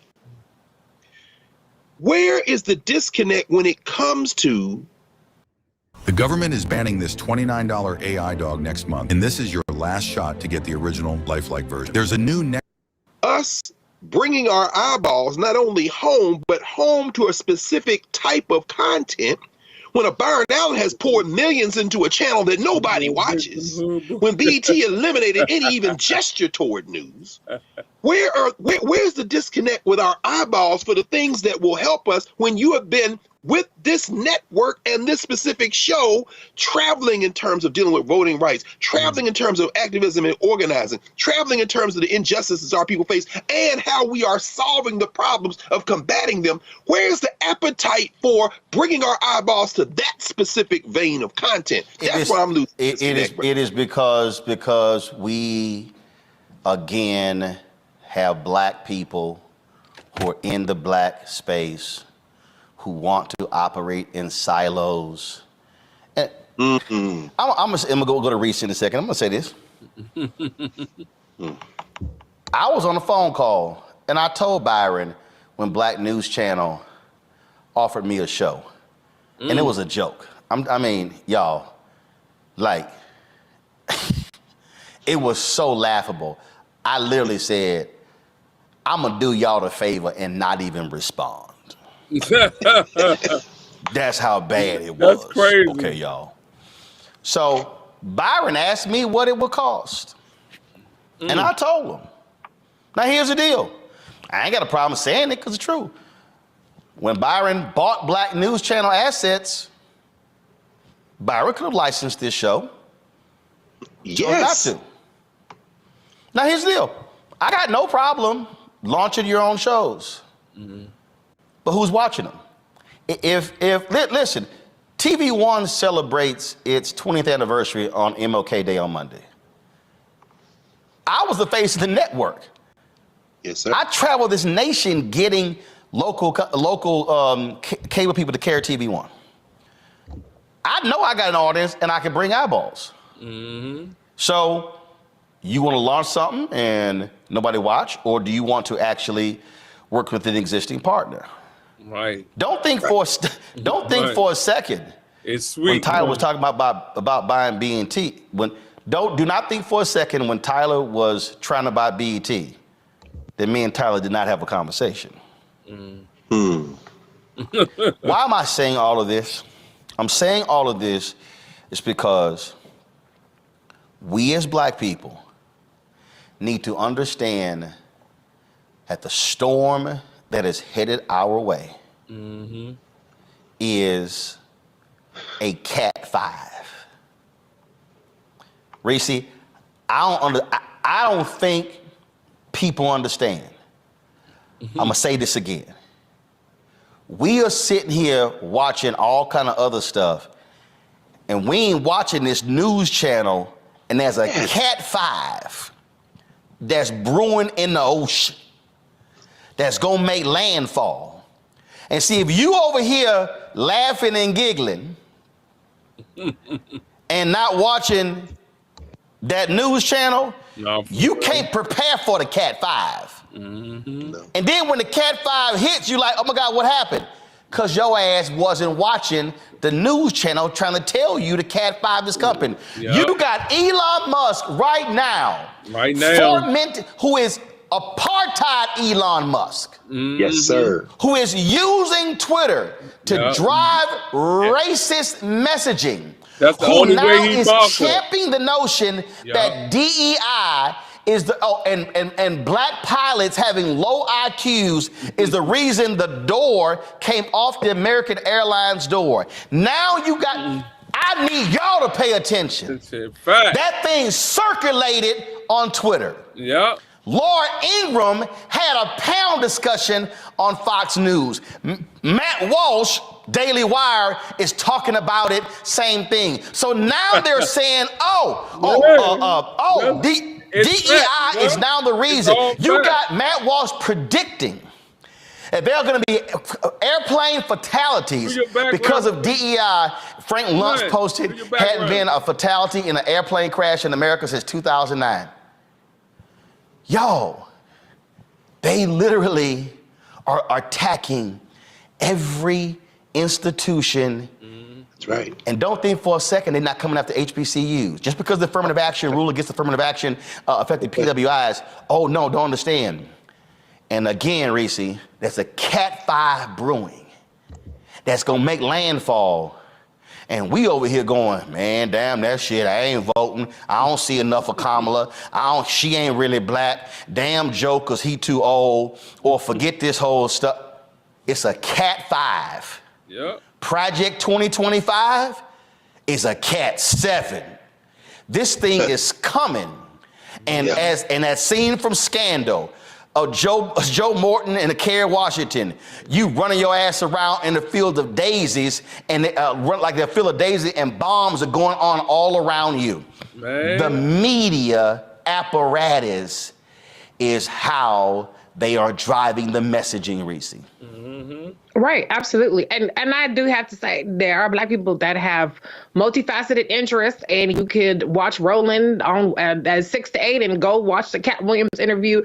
They're not mutually exclusive. However, I want to address Dr. Carr's point about the disconnect. And I want to say that the disconnect is very much manufactured. We don't have a democratic media or even social media apparatus. Everything is algorithm to the point to where these algorithms and formulas, which by the way have bias already built in them, have figured out, or they've convinced themselves, which then drives what you see, what people want to see. And that is just a self-fulfilling prophecy, because what gets the clicks, what gets the attention is what people continue to see, not necessarily what all your interests are. If you go look at my Instagram Explorer page, you would think that 99% of my interests are hair videos and makeup videos. And I'm not good at makeup, and my hair is just very basic. And so these social media and the way that we get our news is very much manufactured, manipulated, and it's getting increasingly siloed. And that's why you don't see the information breaking through. That's why we need to invest in the information that people receive. That's why we have to interact with the information that we want to see if we want to keep seeing it. So that's really where the disconnect is, because it's something that is driven to us because we are signaling to it that that's what we want to see. And unfortunately, we bless too much mess. And I will be the first one to say, if I'm on video saying motherfucking that video is going to go more viral than if I'm sitting here buttoned up. Now, is that why I do it? No. I mean, I turn on the camera, what happens. But I recognize that the reason why this is getting reposted on the blogs, and this is the reason why this has 1 million views, is because I'm giving the people what the algorithms say that the people want to see in the way that they want to see it. And so the only way to combat that, there's no organic way of combating things that are manipulated. There has to be an investment. And until we figure that out, that we either need to make the investment or we need to fight back with our eyeballs, and we need to fight back with interacting with the things that we want to see. There will continue to be this disconnect and this imbalance. And let me be real clear. I need people to understand. I know Shannon. I ain't dissing Shannon. I ain't dissing Cat. No. But what I'm trying to get our people to understand is I know how the advertising mind works. I've been looking for this interview, and I'm going to find it. When OWN launched, and they were, the first 2 weeks, the numbers were through the roof. You know why? Because Black women kept coming. But they were like, well, where's stuff for us? After the first 2 weeks, OWN's numbers cratered. Because they were seeing the Judds, they were seeing Jenny McCarthy. They were like, where? They were like, where are the Black people? I'm just trying to tell y'all, and I'm telling you, Eric Logan, who was the president of OWN, told. So what I'm telling y'all, It's true. And I need y'all people, all y'all people watching, listening. I tell you, all I do is media since I was 14 years old. Oh, this damn. is what my dedication, this is my ministry. Right. Yes, sir. Right. I watched it. They spent $381 million their first year. They were losing money like crazy. Oprah talked about being depressed. There was one show that did 466,000 views. About 70% of those people were black. It's called Sweetie Pie. Everybody keeps saying, oh man. He went all the way back. Tyler saved OWN. That was OWN 2.0. No, that was OWN 3.0. OWN 2.0, it was Sweetie Pie. Sweetie Pie. They were shocked with the black numbers. So you know what happened? Well, let's try one more show. Beverly Johnson. That's when Oprah patched up her relationship with Iyanla. Brought Iyanla back. LaToya Jackson had a show. Flex and Sharnice had a show. Dion had a show. That was a show that I actually liked. It was the 3 white women. They were sisters. They were these older white women. They were hilarious. That was the last show on OWN that featured white leads. Ever since that show, and it started with Sweetie Pie, everything on OWN's been black. Everything on OWN has been black. I'm about to mess y'all up. Oprah, it was 50-50. Oprah sold her stake back to Discovery. What do you see on OWN now? A lot of reality shows. Yep, that's it. She sold everything. What happened to all that premium prestige content that was on OWN? I'm trying to get y'all to understand TV. When they launched, Sheila Johnson did an interview. And Sheila Johnson said they need more black content for them to survive. This is what Sheila Johnson said. She said, but people need to understand it becomes a self-fulfilling prophecy. Remember college? Well, now college is over. Because the advertisers say, no, don't show that stuff. Put on some games, put on some comedies, and put on some stuff, some award shows, and all the stuff they sprinkle in. And we'll fund that. That was a good show, bro. Wow. That was a good show. That. So what then happens is you put that on, algorithm, Reese was talking about, folk, oh yeah. Oh, guess what? They want more of that? Boom! Cable news is called a tent pole. A tent pole means successful show, and you build other shows around the tent pole. Housewives became a tent pole. You got Housewives Atlanta, New Jersey, New York, Beverly Hills. You got about 30 housewives. Potomac, what the hell? On OWN. Tent pole, Ready to Love. Tent pole, what is it? Love in Huntsville? What the hell is that thing called? Love and Marriage Huntsville. I do watch that. Okay. No. But remember, before Huntsville, it was Charlotte. See, it was tent pole. It was tent. See, how many of those shows have you now had? Tent poles. They're all the same. Guess who's targeting? And guess what? Black women, y'all the target. We. Lifetime. They all understand. The advertisers are like, put that on. That's what they're willing to fund.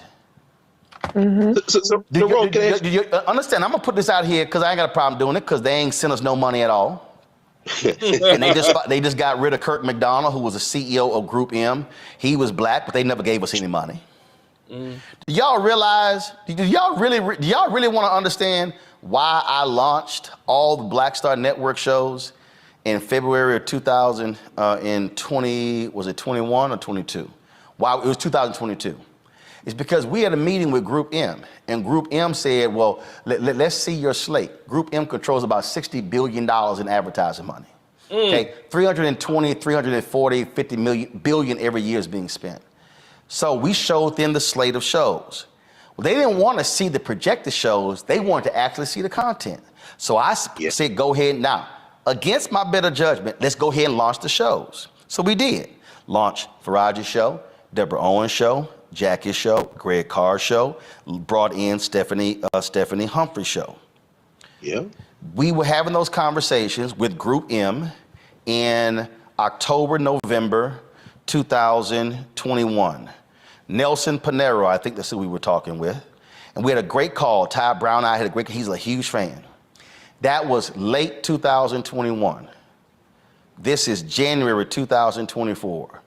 Group M has not invested a single dollar in any show on this network.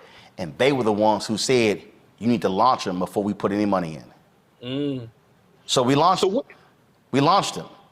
It's understanding the media app and the media game. So I sit here and go, okay, Group. Then it's like, well, hold up. Well, what are y'all doing? Hold up, what do you mean? And you can't give me the brand safe stuff because we've done stuff with Coca-Cola. Yes, sir. McDonald's, yes, Procter sir. & Gamble, General Motors.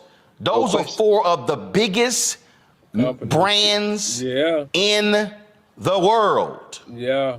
That's right.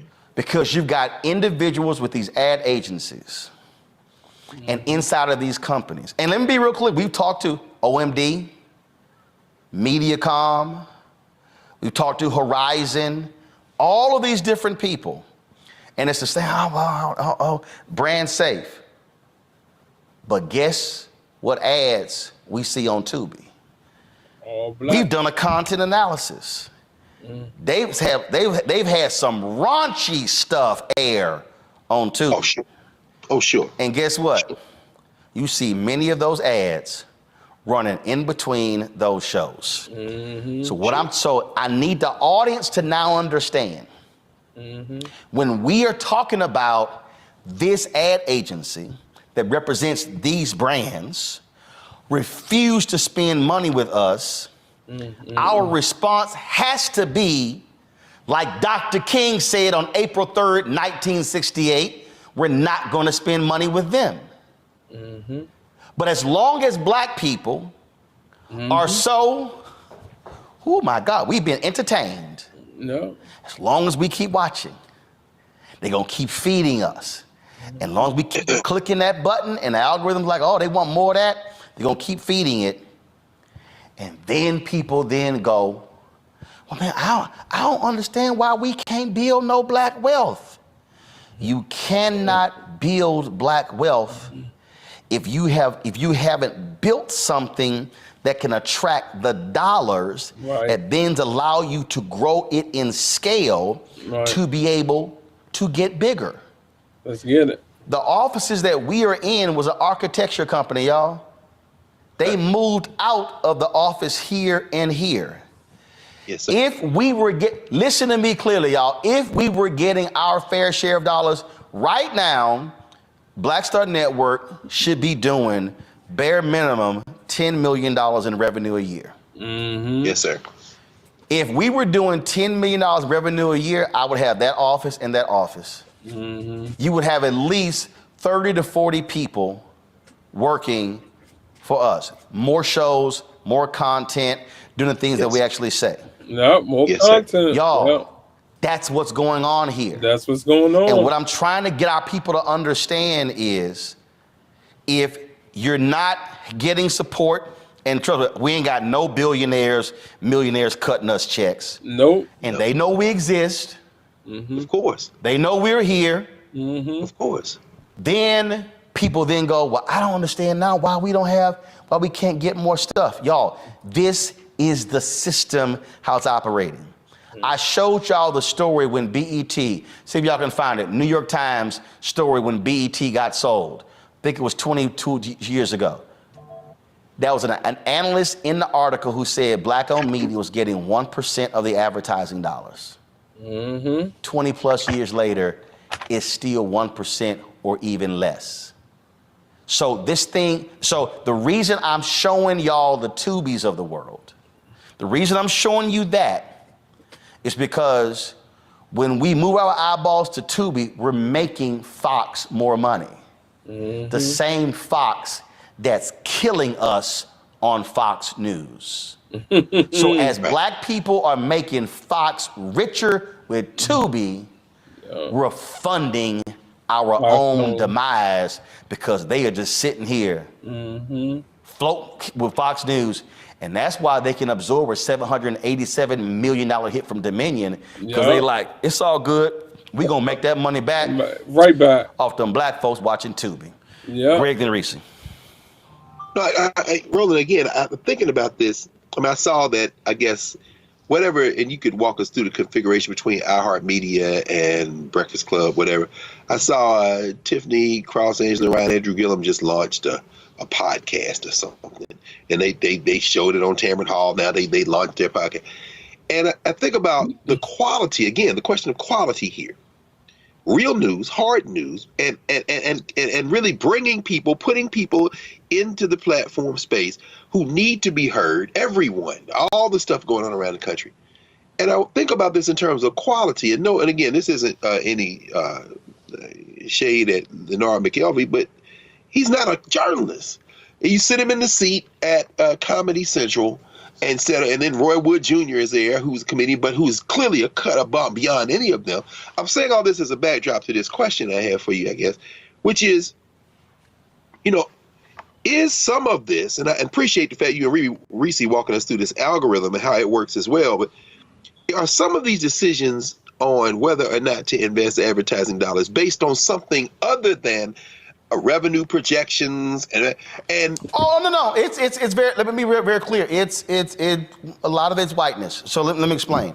So and I get it. Charlamagne has a podcasting network partnership. He owns it 50% with iHeart 50%, and that's called utilizing their scale. That's no different than what Jay-Z, when Jay-Z talked about when he launched his champagne brand. He said, I could have launched it myself, but I partnered with one of the largest, they have the expertise champagne companies. Now, what you're doing is you're leveraging scale. You're leveraging, so by launching the podcast network, Charlamagne's whole deal is, I'm gonna leverage iHeart Radio scale. They own all these radio stations. They own these other podcasts. They have all of these salespeople. They already have the relationships with advertisers. And so therefore, it's a scale issue. So I get it, totally understand it. That's business. That makes sense. It makes sense. The reason I'm talking about scale on the black side, the reason I went to black-owned media companies when we launched this, because I said, okay, y'all already have scale. Y'all already have infrastructure. Y'all already have sales teams. So versus me having to come in here, build it from scratch, trying to sit here and claw our way, why don't we partner? What I was trying to do with Urban One, Black Enterprise, Blavity, Essence, and all of them, and is the exact same, I'll throw in Byron Allen, was the exact same thing that Charlamagne did at iHeart. Can you believe this guy in this picture is me? I didn't realize how bad my hair loss was until I've seen the. I simply said, why don't we partner? You're not even doing anywhere. And now let's utilize your scale. And so when your people go out to the same agencies, they can say, we have these assets. Now we're adding Roland Martin's digital show, adding the Black Star Network. So now there's a revenue share. And so now it becomes, now we can actually grow and now get some dollars we ordinarily would not be able to get. Now, why is iHeart also doing this? Because we busted our butt to create this black-owned media collective to force these companies to target black-owned media. So what do? If you create a partnership with an African-American black-owned company, you now can go after those black-owned dollars, which is the same. So when we were going after the Biden administration to spend more money with black-owned media with federal government dollars, when that letter came from HHS talking about the percentage of the money of COVID money spent with Black-owned media, they listed the Black-owned media people and the Black agency under Black-owned media was OWN. I replied to them, OWN is no longer Black-owned. It's no longer 50-50. Discovery owns 95% of it. So what we have to be mindful of when you have white media companies who want to create partnerships to go after Black-owned media dollars, but we in Black-owned media who are 100% Black-owned, we get frozen out. So therefore, so essentially, they are able to grow. So what happens is, and I'll say it, when the Biden campaign spent $6 million of the $281 million in 2020, they announced this as the historic spend, the most ever. Well, that wasn't saying much because what much spent beforehand. When you read the press release, most of the digital money was going to iHeart and Complex. Complex had the largest Black digital reach. Who owned Complex? BuzzFeed. So that's why when people use the phrase Black media, I go, no, there's Black media, there's Black targeted media, and Black owned media. Yes. So we get caught up in the Black targeted media. So Black targeted gets 95% of the money. Black owned media gets screwed up. What I do, when I'm arguing for Black owned media, I'm not saying screw Charlamagne's podcast. No, he owns 50% of it. Fund them and us. Fund them and us and Essence and Blavity. And see, that's how I operate. It's almost $400 billion. Because here's the deal. Here's why I'm saying fund all of us. Disney can't eat all of it. So guess what they do? Disney, here's y'all cut. Yep. Comcast, here's y'all cut. Yep. Hearst, here's y'all cut. Scripps, Discovery, Warner, they all share in it. The upfronts are coming up right now in May. They're going to free, that's where 80% of the money is spent. Guess who doesn't even get to go to the upfronts? Black Us. people. Yep. Our money comes in the scatter market. I'm just gonna for everybody listening, let me explain to y'all how the game works. 80% of the money gets spent in the upfronts. Right. About 19% of the money gets spent in September in the second window. Right. Then they have what's called the scatter market. The scatter market is the last quarter of the year. So in the last October, November, December, they can go, shit, how much we got left over? Damn, we got about 120,000. All right, let's give it to them black people over here. Our money comes in the scatter market. Our money don't come in the upfronts. That's the system. The reason we can't grow is because if I can't get more ad money, I can't do marketing. I guarantee you right now, we can blow up our numbers if I can run ads and run promos and do street teams and marketing, but I can't because my money is so tight. No, I got to watch every dollar. Yeah. They don't. In this political year, every major media company right now is going, we going to see a 40% increase in revenue. Every Sinclair, Liberty, all of them. And you know why they saying that? That's what's going to pay for them next year. Yeah. And that's going to tide them over in 2025 because then they waiting for the midterms in 2026. And then they're going to make more money in the midterms. It's going to tide them over in 2027 and they waiting on the presidential in 2028. Those of us in black-owned media are completely frozen out in the presidential year. So therefore, we ain't got nothing left for 25. And then we holding on. I'm just gonna let y'all know, we did well in 2020. Yeah. I need y'all to understand what we made and did in 2020 paid for a lot of our stuff in 2021. Yes, sir. I'm just trying to, so we are not big, so black people, we are on, come on, this end. This is where we are, right? Turn the camera. This where we are. We're here. This is black people right here. Mm-hmm. This black people. Yep. We got the remote. Mm-hmm. We are not in the offices. Mm. This is us right here. We are the eyeballs. Yep. We're not the ones who are deciding what you actually see. Yep. So why is Taraji Henson complaining about her salary? Because we ain't the ones who are funding the movies. Uh-huh. Yes, sir. What did Tyler That's why Perry she- say? I'ma get my own Tyler shit. Perry said he paid Cicely Tyson $1 million for 1 day of work because when she did Sounder, she got $8,000. Was it $8,000 or $3,000? She got like $8,000. Cicely Tyson, in her last 10 to 15 years of life, Tyler Perry paid her what she had never gotten in her career. Damn. Tyler Perry said he's paid other female actresses a lot more money for 1 day or 2 days of work because what they never got paid. Taraji said that her scale was set when Tyler paid her what she was actually worth. Ain't that interesting that it was somebody black who was the decision maker who paid Taraji her worth? Y'all, we gotta understand. Yeah, we do. We gotta understand the economics of this. Yeah. And everything y'all have heard us discuss in the last hour and 15 minutes, Mm-hmm. that literally is Dr. King's sermon on April 3rd, 1968. Let's get it. He literally was talking about the money. Yeah. And he literally named the companies that black people should not spend with.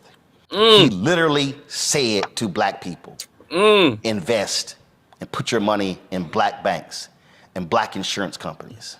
He literally said in his sermon that black people are I gotta go find that.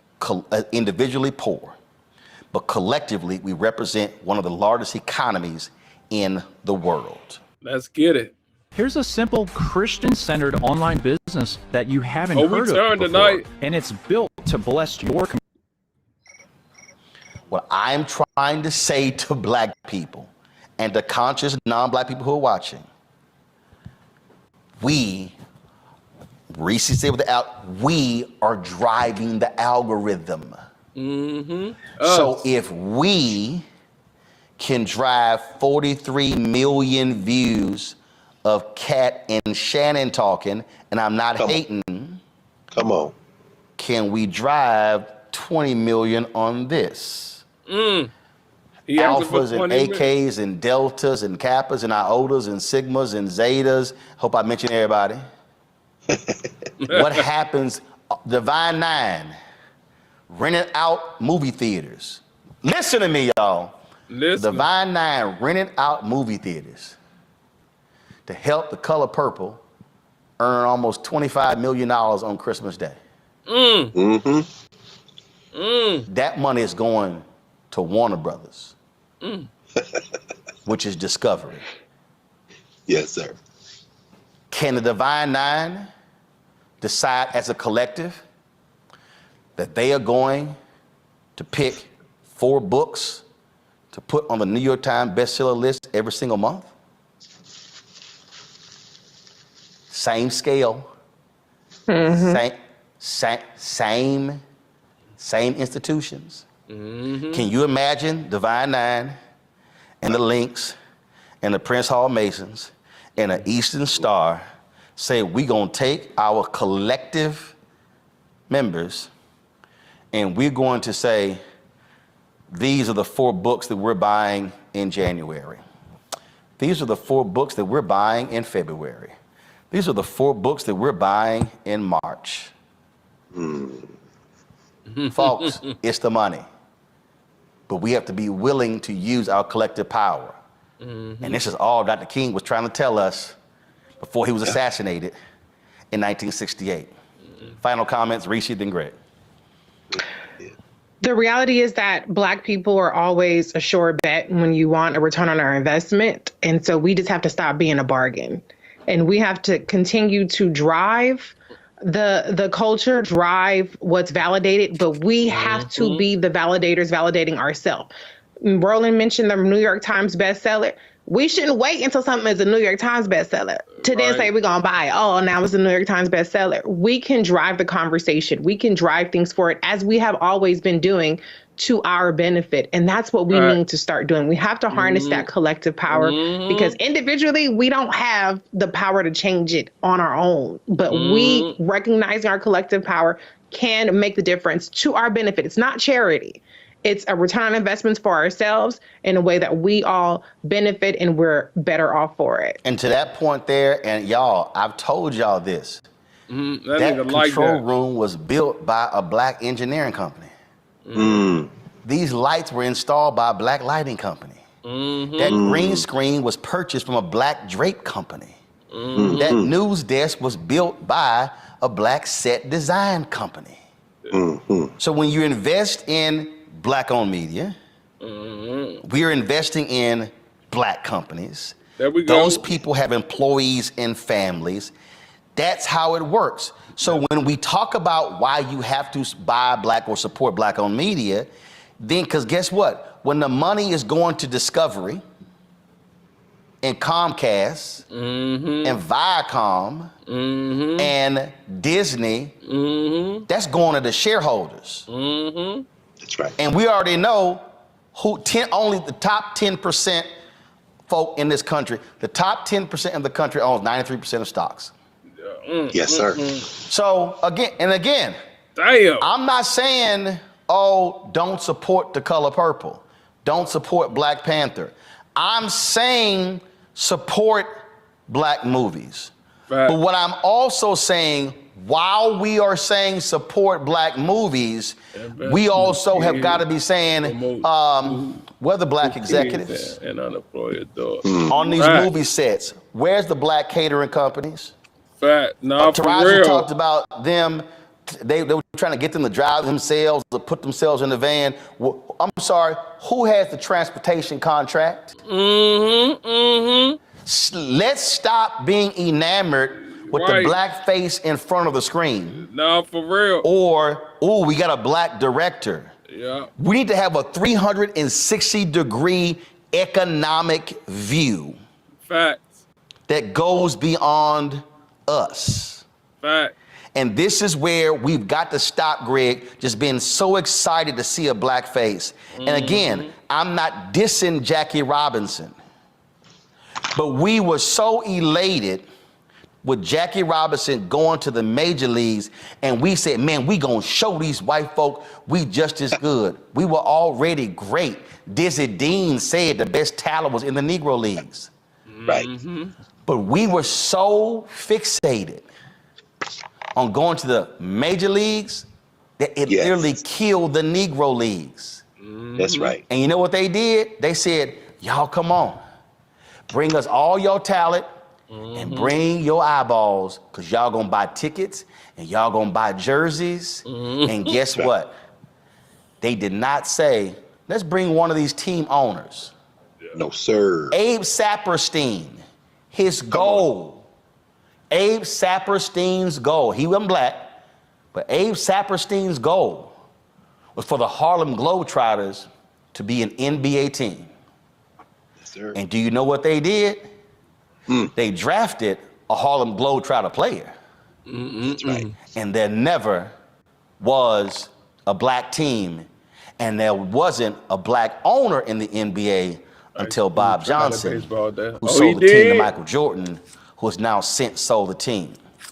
That's right. We got to stop giving folks our labor and not getting our reward back. Greg, go ahead. Facts. Yes, sir. No, Roland, you know, it reminds me, this time, just a little bit, last month, this time in 2022, you covered the Celebration Bowl. It's a beautiful moment. And I went down, I was there, and I was there this last year. I went to the Battle of the Bands, old HBCU marching band alum, myself, Tennessee State Band. Very few people there. But it bothered me because the Battle of the Bands, Jackson State and North Carolina A&T, Virginia State, Florida Memorial, branded by these white companies that when they are beginning to understand they can just harvest our cultural capital and profit. And of course, Celebration Bowl was it was 40-some thousand people there, Florida A&M and Howard. Willie Simmons, the champion, Florida A&M champion coach, now the running backs coach at Duke, because his dream is to be the coach of a Power 5 conference football team. White validation. I got nothing against Willie Simmons, and then Florida A&M alumni trying to raise money to keep him, raised $100,000 very quickly. That ain't no money in the era of Nick Saban and all the rest of these plantation sports complex. You're not going to beat them with the dollar, but this is where I'm going with this.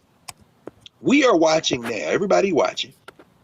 Some people on fixed income. Some people don't have the capacity. You have made a firm commitment to create a network that is accessible and free to anybody who wants to bring their eyeballs to it, regardless of how they bring it in this over-the-top platform. Whether they got a Fire Stick at Amazon, whether they are watching on YouTube or Facebook, whether they have downloaded the app, whether they're going through all these, but you've made it there. Those of us who have the ability to invest in that vision, if everybody does a little, nobody has to do a lot.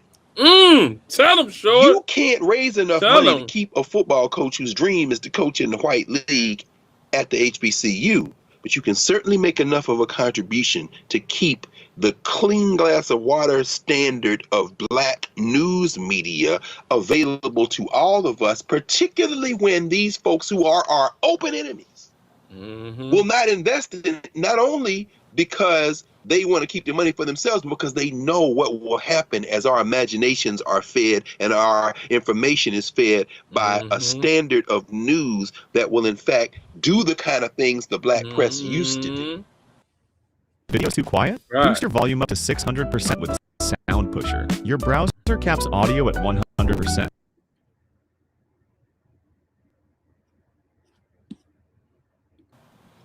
This is why everyone who is able must invest in this space. If not for yourself, for the people who would but don't have it, who don't know yet that they need it. And we've got to, especially as we're going into 2024, when this may be for all the marbles, we better be very serious about that now. So that's all I wanted to say, brother. And thank you for continuing to keep that faith. I'm going to close this out this way, because I just think sometimes y'all need to have a visual understanding of how you invest and how there's a return on that. So we started the show off and we played for you an interview that I had with Tennessee Representative Gloria Johnson. This is the interview right here. And I just want y'all, everybody watching, just understand. So that was next to the green room in the student center where I spoke. It was just me. I don't travel with people. But I want you to understand, I just need y'all to understand how that happens. So we're sitting in there. So this is a DJI Action selfie stick.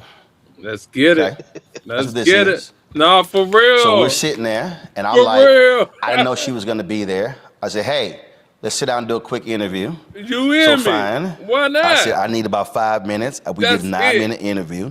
That's So it. all I simply did was sit there That's and it. take this $49.99 selfie stick, That's it. this Bob, here, Bob, with this $399 DJI Action camera, that's it. and then Ooh. put this here on here, and then got one of take this them. $329 DJI Action got one of them. wireless camera, excuse me, wireless microphone connected to this particular camera. Got There was cameras and that was already everything. good lighting in there, and sat there and did the interview.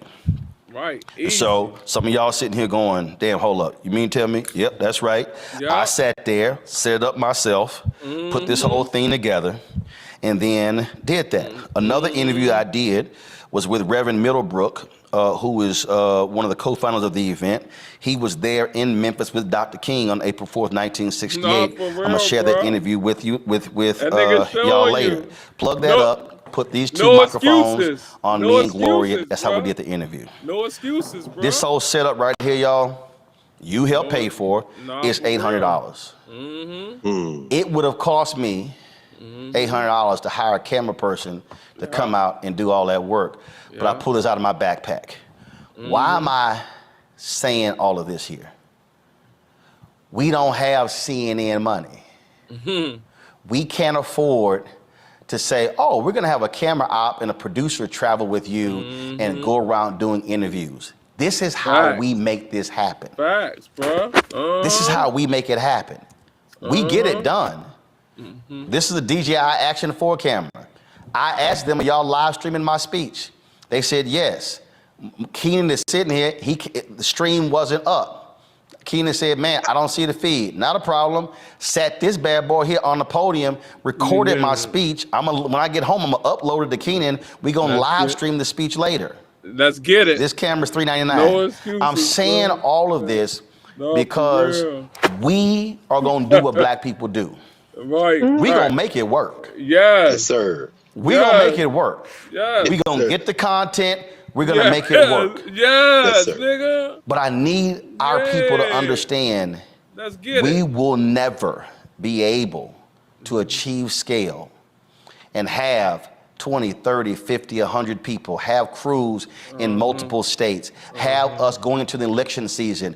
We should have folks who are our go-to people in North Carolina, in Florida, in Wisconsin, in Philadelphia, in Michigan. We don't have that. Right. Nobody else has it. I played you the Hakeem Jeffries comment. Yeah. When the Congressional Black Caucus comes out of their weekly meetings on Wednesday, there's not a single black press person out there waiting on them. Because we can't afford to pay a congressional correspondent $100,000 just to cover Congress. I told the CBC, if we were able to get just $2 million of the $1 billion the federal government spends every year on advertising, I will hire 3 correspondents and 3 videographers in 90 days. I told them that. But I need the Congressional Black Caucus be putting pressure on these agents to say, who y'all spending money with? Department of Defense spending $600 million a year. Who you spending money with? I met with OMD, who controls the U.S. Army budget. They ain't got back with me. Do you understand what I'm saying here? This is what I'm trying to get our people to understand. It is not that we cannot do it. Right. It is not that it's not going to be quality. Right. Because y'all see this show. I was in Jamaica and I pulled up the show. I was like, and I never get to be on that. I said, damn, the show look good. No. And there were some things I didn't like what I saw. Change this. Okay, I want y'all to tweak this here. No, but the bottom line is, for real, I'll put this up against the other networks. Yeah. Oh, no question. But we are never going to be able to cover more of what we need to cover as long as we are scrambling for dollars every single month. Yeah. Yes. And so this year, facts, bro. Let me be clear.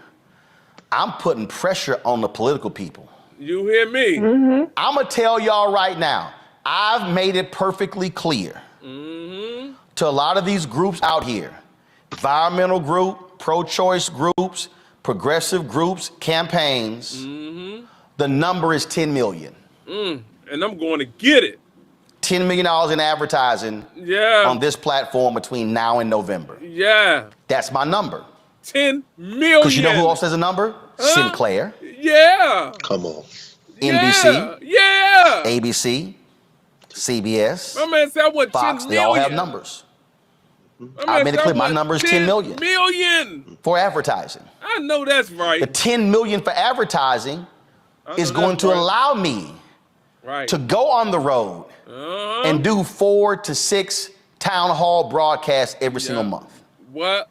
Easy. It's going to allow me to go spend a week hitting 5 cities in North Carolina, taking the show on the road. That's easy. Do y'all understand when Fox News has a town hall, you hear me? how that gets paid for?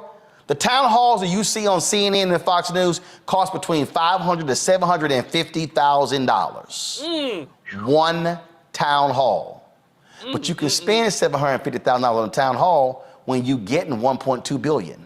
Right. Yes, sir. This is what I want us to understand. So when a lot of y'all sit here and say, oh man, you sitting here trying to beg them for advertising. No.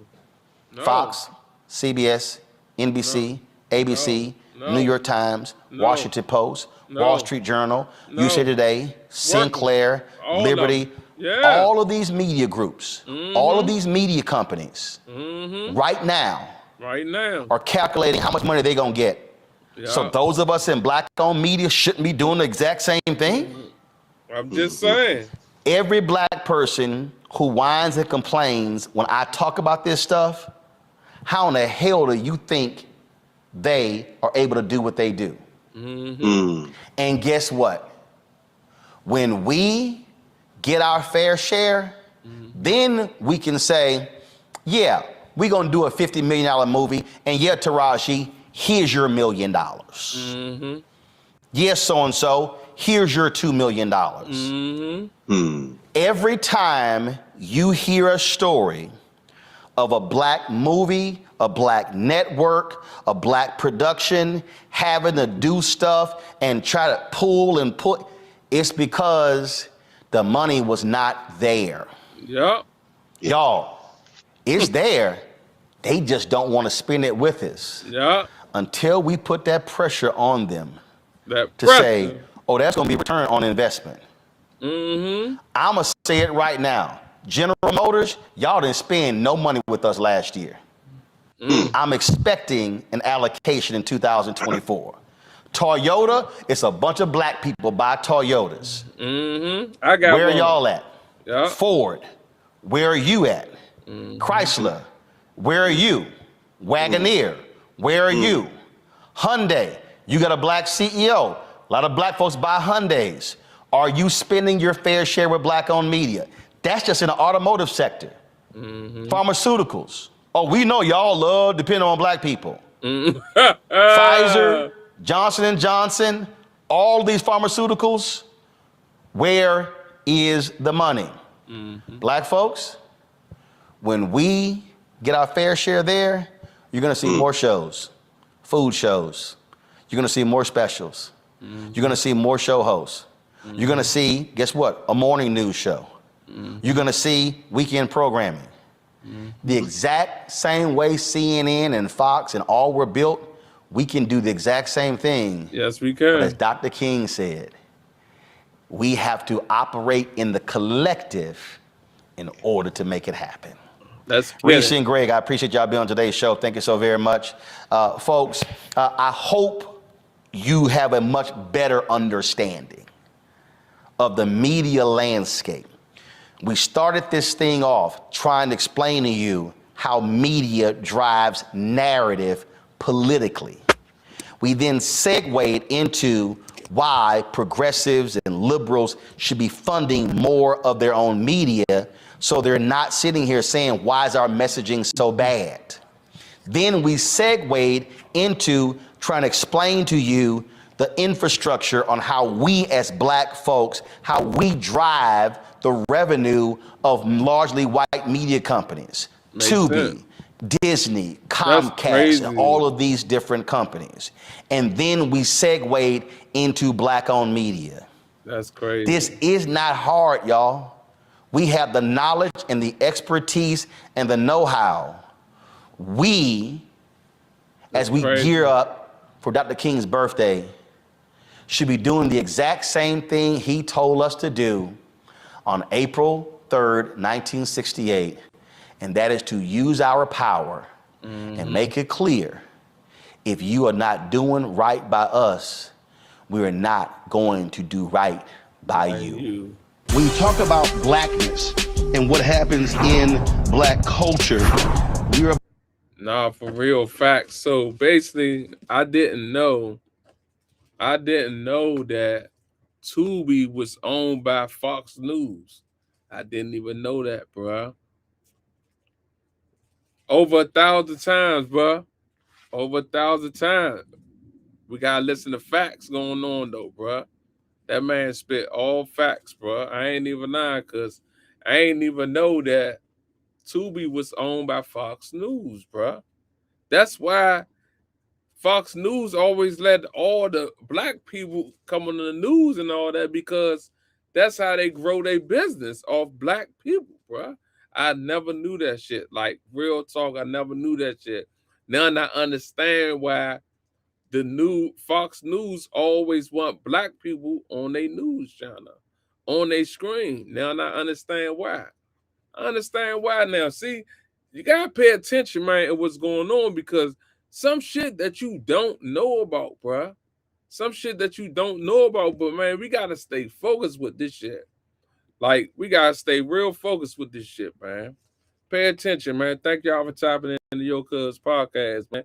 This shit is lit tonight. I didn't even know that, dog. I didn't even know it, man. Let's go.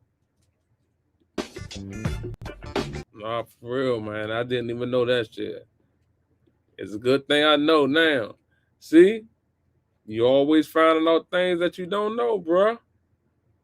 Always finding out things that you don't know.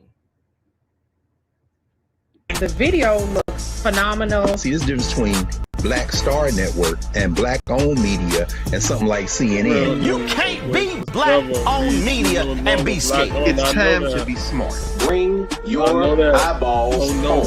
That's right. Bro, we powerful, bro. I'm telling you. We are powerful, bro. Black, bro. We are powerful as black people. Thank you, Joe. We know how to put a plan together. I swear to God, we can figure this shit out at the end. I ain't lying. We could definitely figure this shit out at the end, man. With, again, a posting on social media from Attorney General Pam Bondi. Here is a video that she also posted later this morning. Make no mistake, under President Trump's leadership and this administration, you have the right to worship freely and safely. And if I haven't been clear already, if you violate that sacred right, we are coming after you. And let's be clear, what they are saying is that they are alleging that Don Lemon and Georgia Fort were essentially protesters, the same as the others. Now, the FACE Act was tied to protest at abortion clinics. They put it in that same law, the issue dealing with protesting at churches. But these were journalists who were covering the protest. Don Lemon streamed 7 hours from that particular day. And so that's what took place there. And again, it is a federal statute, the FACE Act, that prohibits the use of force or intimidation against anyone seeking access to reproductive services. This is their basis for these arrests. The indictment was filed in the U.S. District Court in Minnesota. It was called the protest, quote, a coordinated takeover style attack on the building, its pastor and congregation. Now, keep in mind that they tried to actually seek indictments before. Other judges would not allow them to do it. According to MS Now, career prosecutors in Minnesota and Los Angeles refused to move forward, saying they did not have enough evidence, but they still were able to go to a grand jury to secure this indictment. When you tap in Georgia the show, it's all Fort actually live you streamed when federal authorities came knocking on her door after 6 o'clock a.m. this morning. Tubi is in the first place, yeah. But Tubi owned by Fox News, and the Fox News owner, right? Ain't nobody never know that, but we getting them rich. Facts. Okay, well, this is really scary. There's kids in the house. You guys have not been really friendly in the community, and to me, this seems a little. Can I finish, sir? Can I finish? Can I finish? Get your phone. This seems a little bit aggressive to have all these cars in our cul-de-sac, 2 or 3 agents, and now I saw the one disappear to the back. So to me, this is a little aggressive to just serve a warrant. Slide the warrant. Let me see the warrant. Where's she at?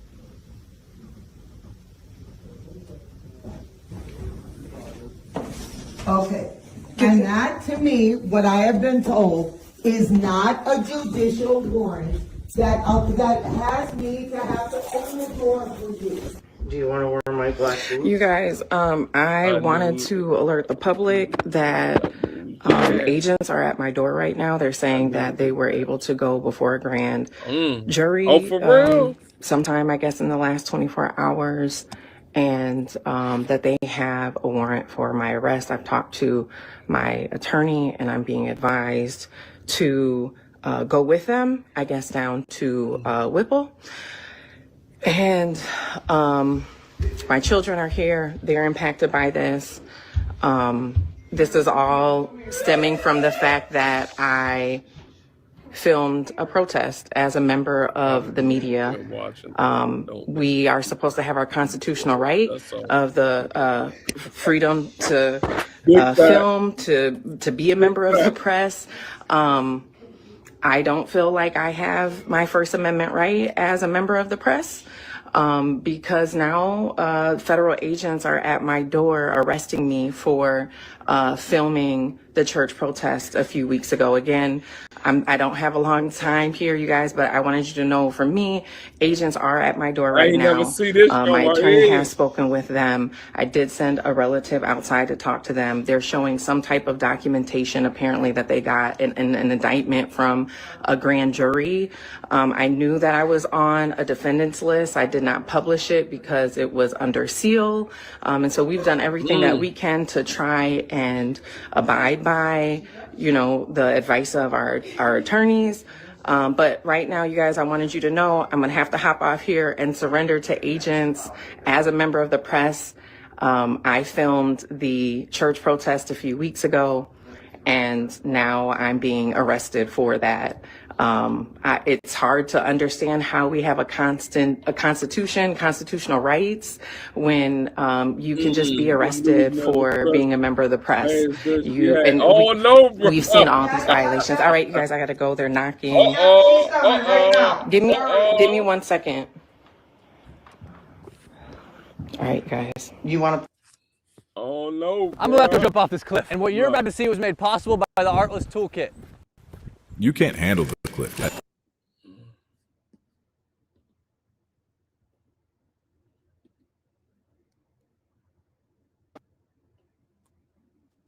Her family spoke after, as related to these arrests. We're going to show you that in a second. Bro. Right now, though, I want to bring up our first two guests, Aaron Haynes, president of the National Association of Black Journalists, Octavia Treadway, chair of the Center for Broadcast Journalism, a nonprofit organization started by Georgia Ford to help transform the media landscape to make it more equitable for Black, brown, and other marginalized journalists. Glad to have you. And obviously for our audience, I'm also vice president digital for the National Association of Black Journalists. Aaron, I'll start with you. The release that NABJ released today, calling it, frankly, shameful what took place, shocked with this arrest. And I think it's important for us to make a distinction here. They are suggesting that Don Lemon and Georgia Ford violated the FACE Act. So what they are saying is that they were not journalists. They're saying that they were protesters. The reality is, and again, I am not suggesting that what the protesters did was illegal or legal. What I'm stating is that if you're charging the protesters for violating the act, I understand that. But to suggest that if you are a journalist covering a protest, even one that you deem as illegal, that is not illegal itself to cover a protest. Roland, that's exactly right. I mean, look, yes, NABJ is concerned and frankly outraged at these arrests. Don Lemon and Georgia Ford were both doing their jobs. They weren't obstructing justice, right? They were practicing journalism. We cannot state that often enough or clearly enough, because arresting journalists for news gathering is a direct threat to press freedom. And I really think that's why you saw so many groups standing with NABJ today. When we put out our statement, more than 40 organizations and counting standing in solidarity with us, because they understand that, you know, any these attempts to intimidate and try to silence journalists are really a threat, not just to press freedom, but to our democracy. And so that means that should concern not just every single member of our profession, but really every member of the public. Octavia, journalists there in Minneapolis have been under assault, have been pushed around, have been threatened by law enforcement. And this has been a constant. This hasn't not just residents, not just undocumented people, but journalists, citizen journalists, journalists with mainstream organizations, and also independent journalists have constantly been under threat by Donald Trump's law enforcement invasion in Minneapolis. Yeah, I mean, the statement that we've been making over and over again today is in America, we do not arrest journalists for acting like journalists. Georgia was present at the protest solely in her capacity as a journalist, documenting a matter of significant public interest. It was just people. That's it. That's the statement. That's it. That's what we have to say. Yeah. When we talk about covering, and let's be real here, what we're dealing with, Aaron, this administration has put a bullseye on media, not just with this term, the previous term, the calling of anything that Donald Trump disagrees with as fake news, the vicious attacks that Donald Trump has leveled against numerous journalistic organizations, but also very specific journalists. He's also verbally attacked, specifically Black female journalists.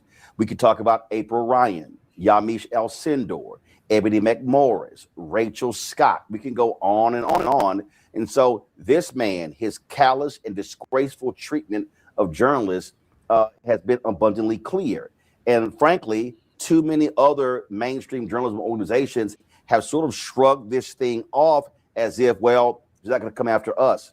Listen, when he ran the first time, they pulled the credentials of Jorge Ramos from covering one of their events. They were controlling who got to cover them. Oh, we don't like your institution. We're not going to credential you. And so there has been a constant and consistent attack on journalists individually, as well as media companies by Donald Trump, MAGA, and Republicans. Absolutely. I mean, listen, we saw at the start of this term, the Associated Press being kicked out of the press pool because of their refusal to, refer to the Gulf of Mexico as the Gulf of America.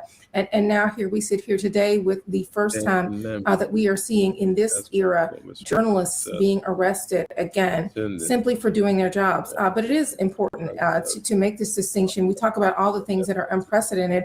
We know that attacks against Black journalists are not unprecedented. There has been that's right. Familiar, unfortunately. We know that Black journalists have been arrested and surveilled and attempted to be intimidated before now, and we know that these threats to our ability to speak truth to power, to cover who and where we are as a country, are a threat to press freedom itself, and that is why it is so important for everybody to really stand up, because yes, it could be us today, but we don't know who it could be tomorrow in this environment when we know that the free press is very much under threat.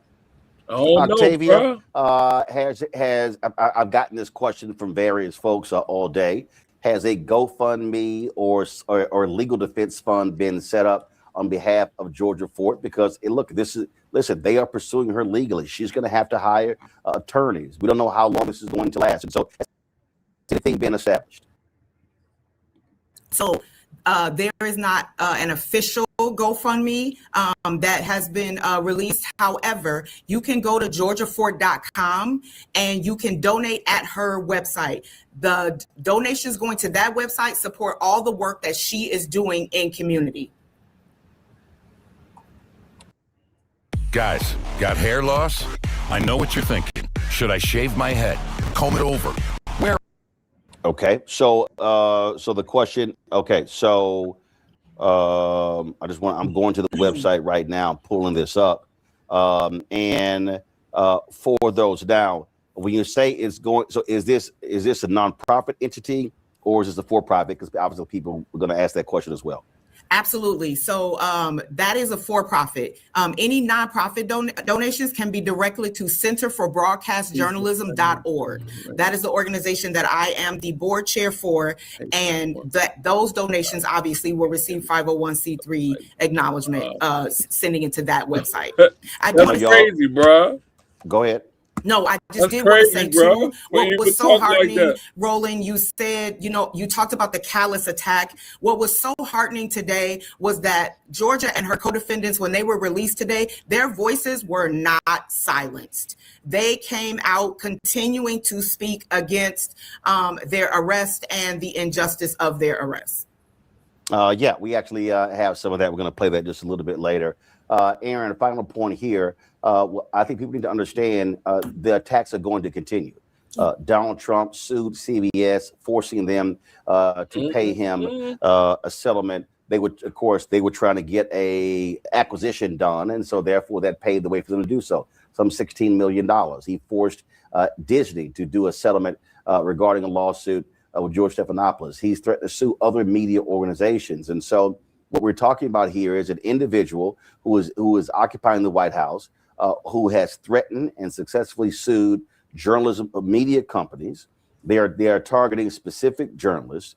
You have an FCC led by Brendan Carr as the chair. Well, they've literally said to companies, if you don't get rid of your DEI initiatives, then we're not going to approve any of your acquisitions or your mergers. Now they're threatening late night comedians, saying that, oh, we're going to basically force a fairness doctrine if you're going to be doing any political interviews as well. And so people need to understand this is probably, not probably, I dare say, this is the most direct attack on the First Amendment and the freedom of the press since President Richard Nixon. And actually, this man has gone far beyond Nixon with his attacks on media. So people need to understand we're not going to see cooler heads prevail. I dare say we're going to see an even more attack. In fact, if you look at the official, guys, pull a graphic up. This is what the official White House, these are taxpayer funded, the Twitter feed of the White House, that is taxpayer funded. They posted this graphic regarding Don Lemon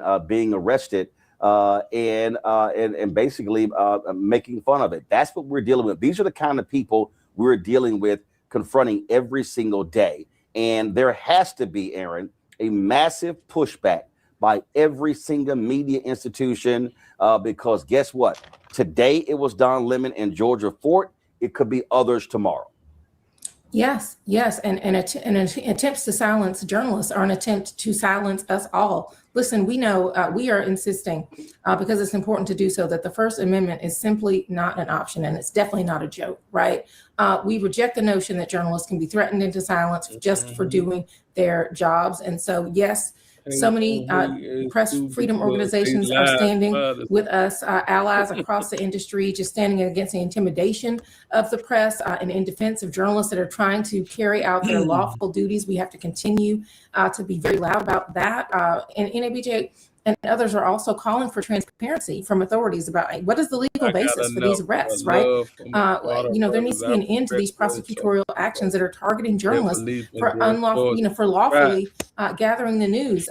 You had that federal magistrate judge that declined to even authorize charges against these folks, citing insufficient evidence, citing a lack of probable cause. So we really shouldn't even be here today. And yet the fact that authorities move forward anyway, like what is the reasoning? What is the rationale behind that? And I think that there should be a full inquiry into whether these arrests violate press freedom statutes and also, constitutional guarantees. Because, look, the bottom line, Roland, is that journalism that holds power to account is not a crime, right? The First Amendment is not optional, and we have got to stand up and speak out against that. All right, then. Octavia Treadway, Aaron Haynes, we appreciate it. Folks, a programming note, NABJ will be partnering with the Black Star Network for a national town hall on freedom of the press taking place on Monday at 6 p.m. We want to encourage other journalism institutions, celebrities and others to pick up that feed. We want to have hundreds of thousands watching this on Monday because people really need to understand what is taking place here is absolutely a affront to journalism and the right of journalists to do their jobs. And so we appreciate both of you joining us. Thanks a lot. Thank you. Thank you. Folks, let's today, as Octavia mentioned, the family of Georgia Fort spoke out, speaking about this arrest today. This is what they had to say. I'm sorry if I started by saying things. This is my first time ever doing anything like this. Georgia Fort is my mom, and we are here to call for her immediate release. My mom has been a documenter and a member of the press for as long as I can remember being alive, for 17 years. My mom is being arrested for documenting a Hopkins City Church. And this is wrong. This goes against her First Amendment right as a journalist, and it's being challenged today. It's so easy to become a podcaster with Riverside. First, go to Riverside and open an account. When you're She is not a protester. She is not an activist. She is a mom working to provide for her children through the only way she knows how. Documenting and sharing stories of the community and truth of what's happening here every day in our state. This moment of history just doesn't affect me, it also affects my little sisters who have to wake up and comprehend at the ages of 7 and 8 why their mom has to be arrested. My 7 and 8-year-old sister woke up today without a mom. My father woke up today without his wife. I'm demanding that my mom gets released. The separation of families will never be right. Thank you.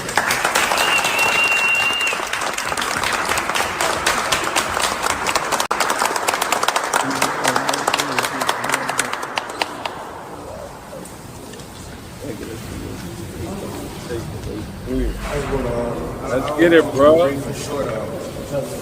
Teresa Fort. I'm the husband of Georgia Fort. I'm gonna keep it, like I said, brief and short. I really want to thank you all for coming out. I know it, bro. I want y'all to encourage you to continue doing what y'all doing because I watch Georgia. I support her. You know, behind the scenes, a lot of stuff I'm there watching. I'm supporting her. But yeah, I mean, like I said, I don't understand what can go down to the point where you gotta arrest a journalist for doing their job. You know, she's doing her work. She's not harming nobody, not hurting nobody. I mean, I know some individuals that hurt people that I don't understand that. You know, when you understand, I understand, right? But if someone's not she's not harming no one. So I really it hurts. You know what I'm saying? As I'm pulling off. To take my 7 to 8-year-old, my daughter, we're driving. I'm getting stopped. 10 cars come. I didn't want them to see this. They were asleep earlier. Now they got to see this. Oh man, that wasn't cool. You know, so it's like understanding that what we up against right now is really affecting the human rights and us as people. We got to stand strong. We got to continue to stay prayed up right now. In this time of era right now, what we're dealing with, we got to stay prayed up. And I want to. Like I said, once again, man, thank you all for coming out, and thank you all that's out there that's supportive of what we're doing. Thank you.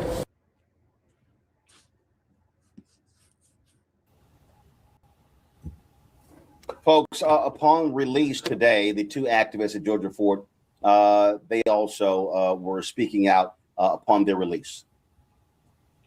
So we're going to have that video in just a second. Also, I'm just getting in that Don Lemon actually has been released from federal custody in Los Angeles as well. Obviously, there were reactions. The reactions all over the country. Folks, journalism organizations, media institutions were all speaking out about what took place. Don Lemon's former employer, CNN, they also released a statement. This is what CNN had to say today. With regards to the release of the arrest of Don Lemon in Georgia Fort. The FBI's arrest of our former CNN colleague Don Lemon raises profoundly concerning questions about press freedom and the First Amendment. The network said the Department of Justice already failed twice to get an arrest warrant for Don and several other journalists in Minnesota, where a chief judge of the Minnesota Federal District Court found there was no evidence that there was any criminal behavior involved in their work. Not only about the First Amendment in the United States protects journalists who bear witness to news and events as they unfold, ensuring they can report freely in the public interest, and the DOJ's attempts to violate those rights is unacceptable. We will be following this case closely.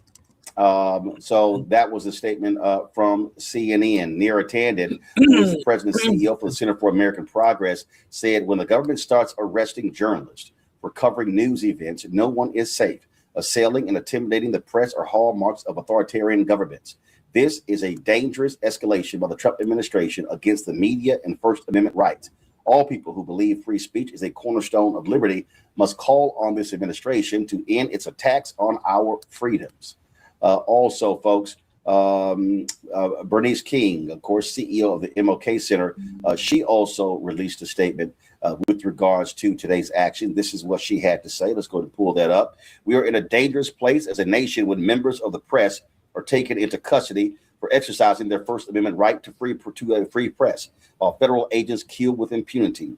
The arrest of journalists Don Lemon, Traherne Jean Cruz, Georgia Fort, and Jamil Lydell Lundy, just to be clear, folks, Cruz and Lundy are not journalists, as dictated by the current president's administration, should alarm us all. We must not look away or be dismissive. I feel about things. All right, you gotta stop buying generic Viagra if y'all over 40. You can get 9 pills of 100 milligrams generic Viagra for This is serious, and I am calling everyone to a higher state of consciousness and awareness of where we are. This is fascist behavior, and now more than ever, I urge us to persistently seek out and study nonviolence so that we have the necessary mindset, tools, strategies, and coordinated efforts, not only to resist in this moment, but to bring into being a true state of justice. Members of Congress also were speaking out. Congresswoman Jasmine Crockett released this statement with regards to what the actions that took place today in Minneapolis and Los Angeles. Journalists locked up, peaceful protesters shot, lawfully carrying became a death sentence. Hotels forced to quarter federal agents, people being disappeared off the street with no due process, granting pardons and immunity to criminals at every level of the government while inflicting cruel and unusual punishment on the people. The entire Bill of Rights has gone up in flames. I feared that if Trump was reelected, that our 1787 Constitution would go through the Project 2025 paper shredder.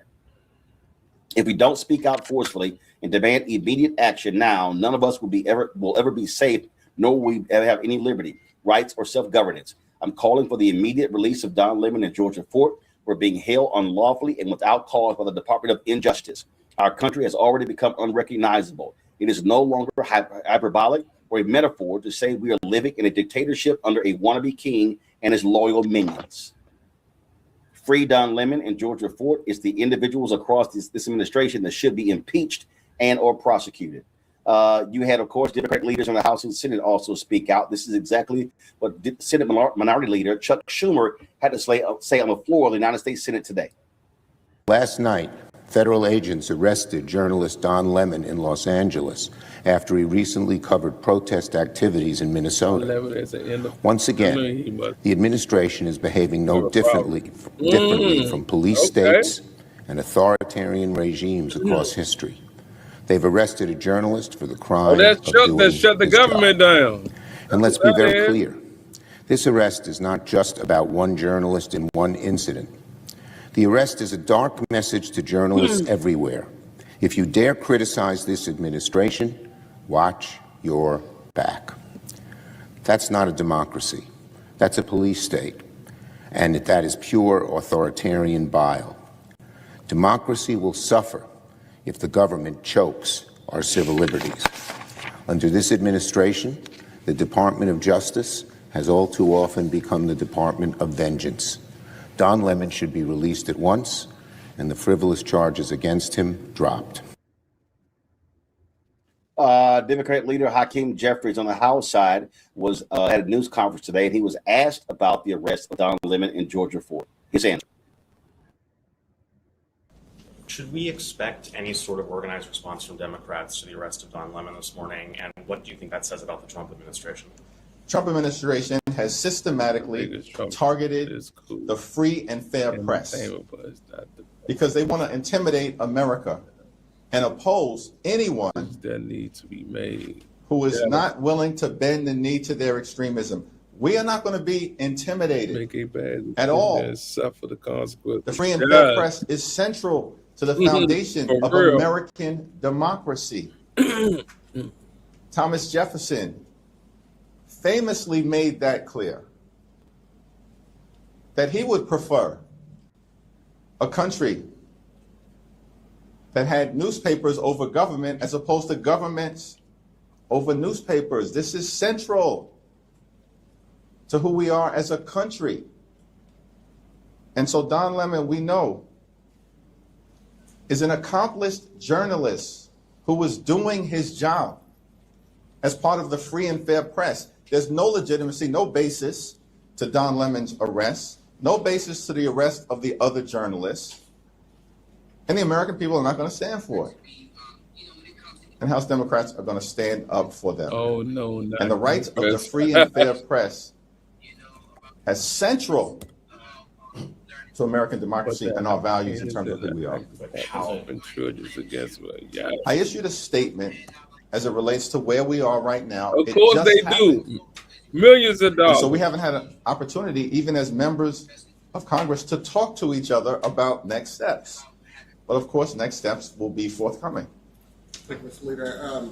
I'm sure you've been monitoring what's going on in the Senate. What's your reaction to the fact that there's not a deal yet with the government deadline looming?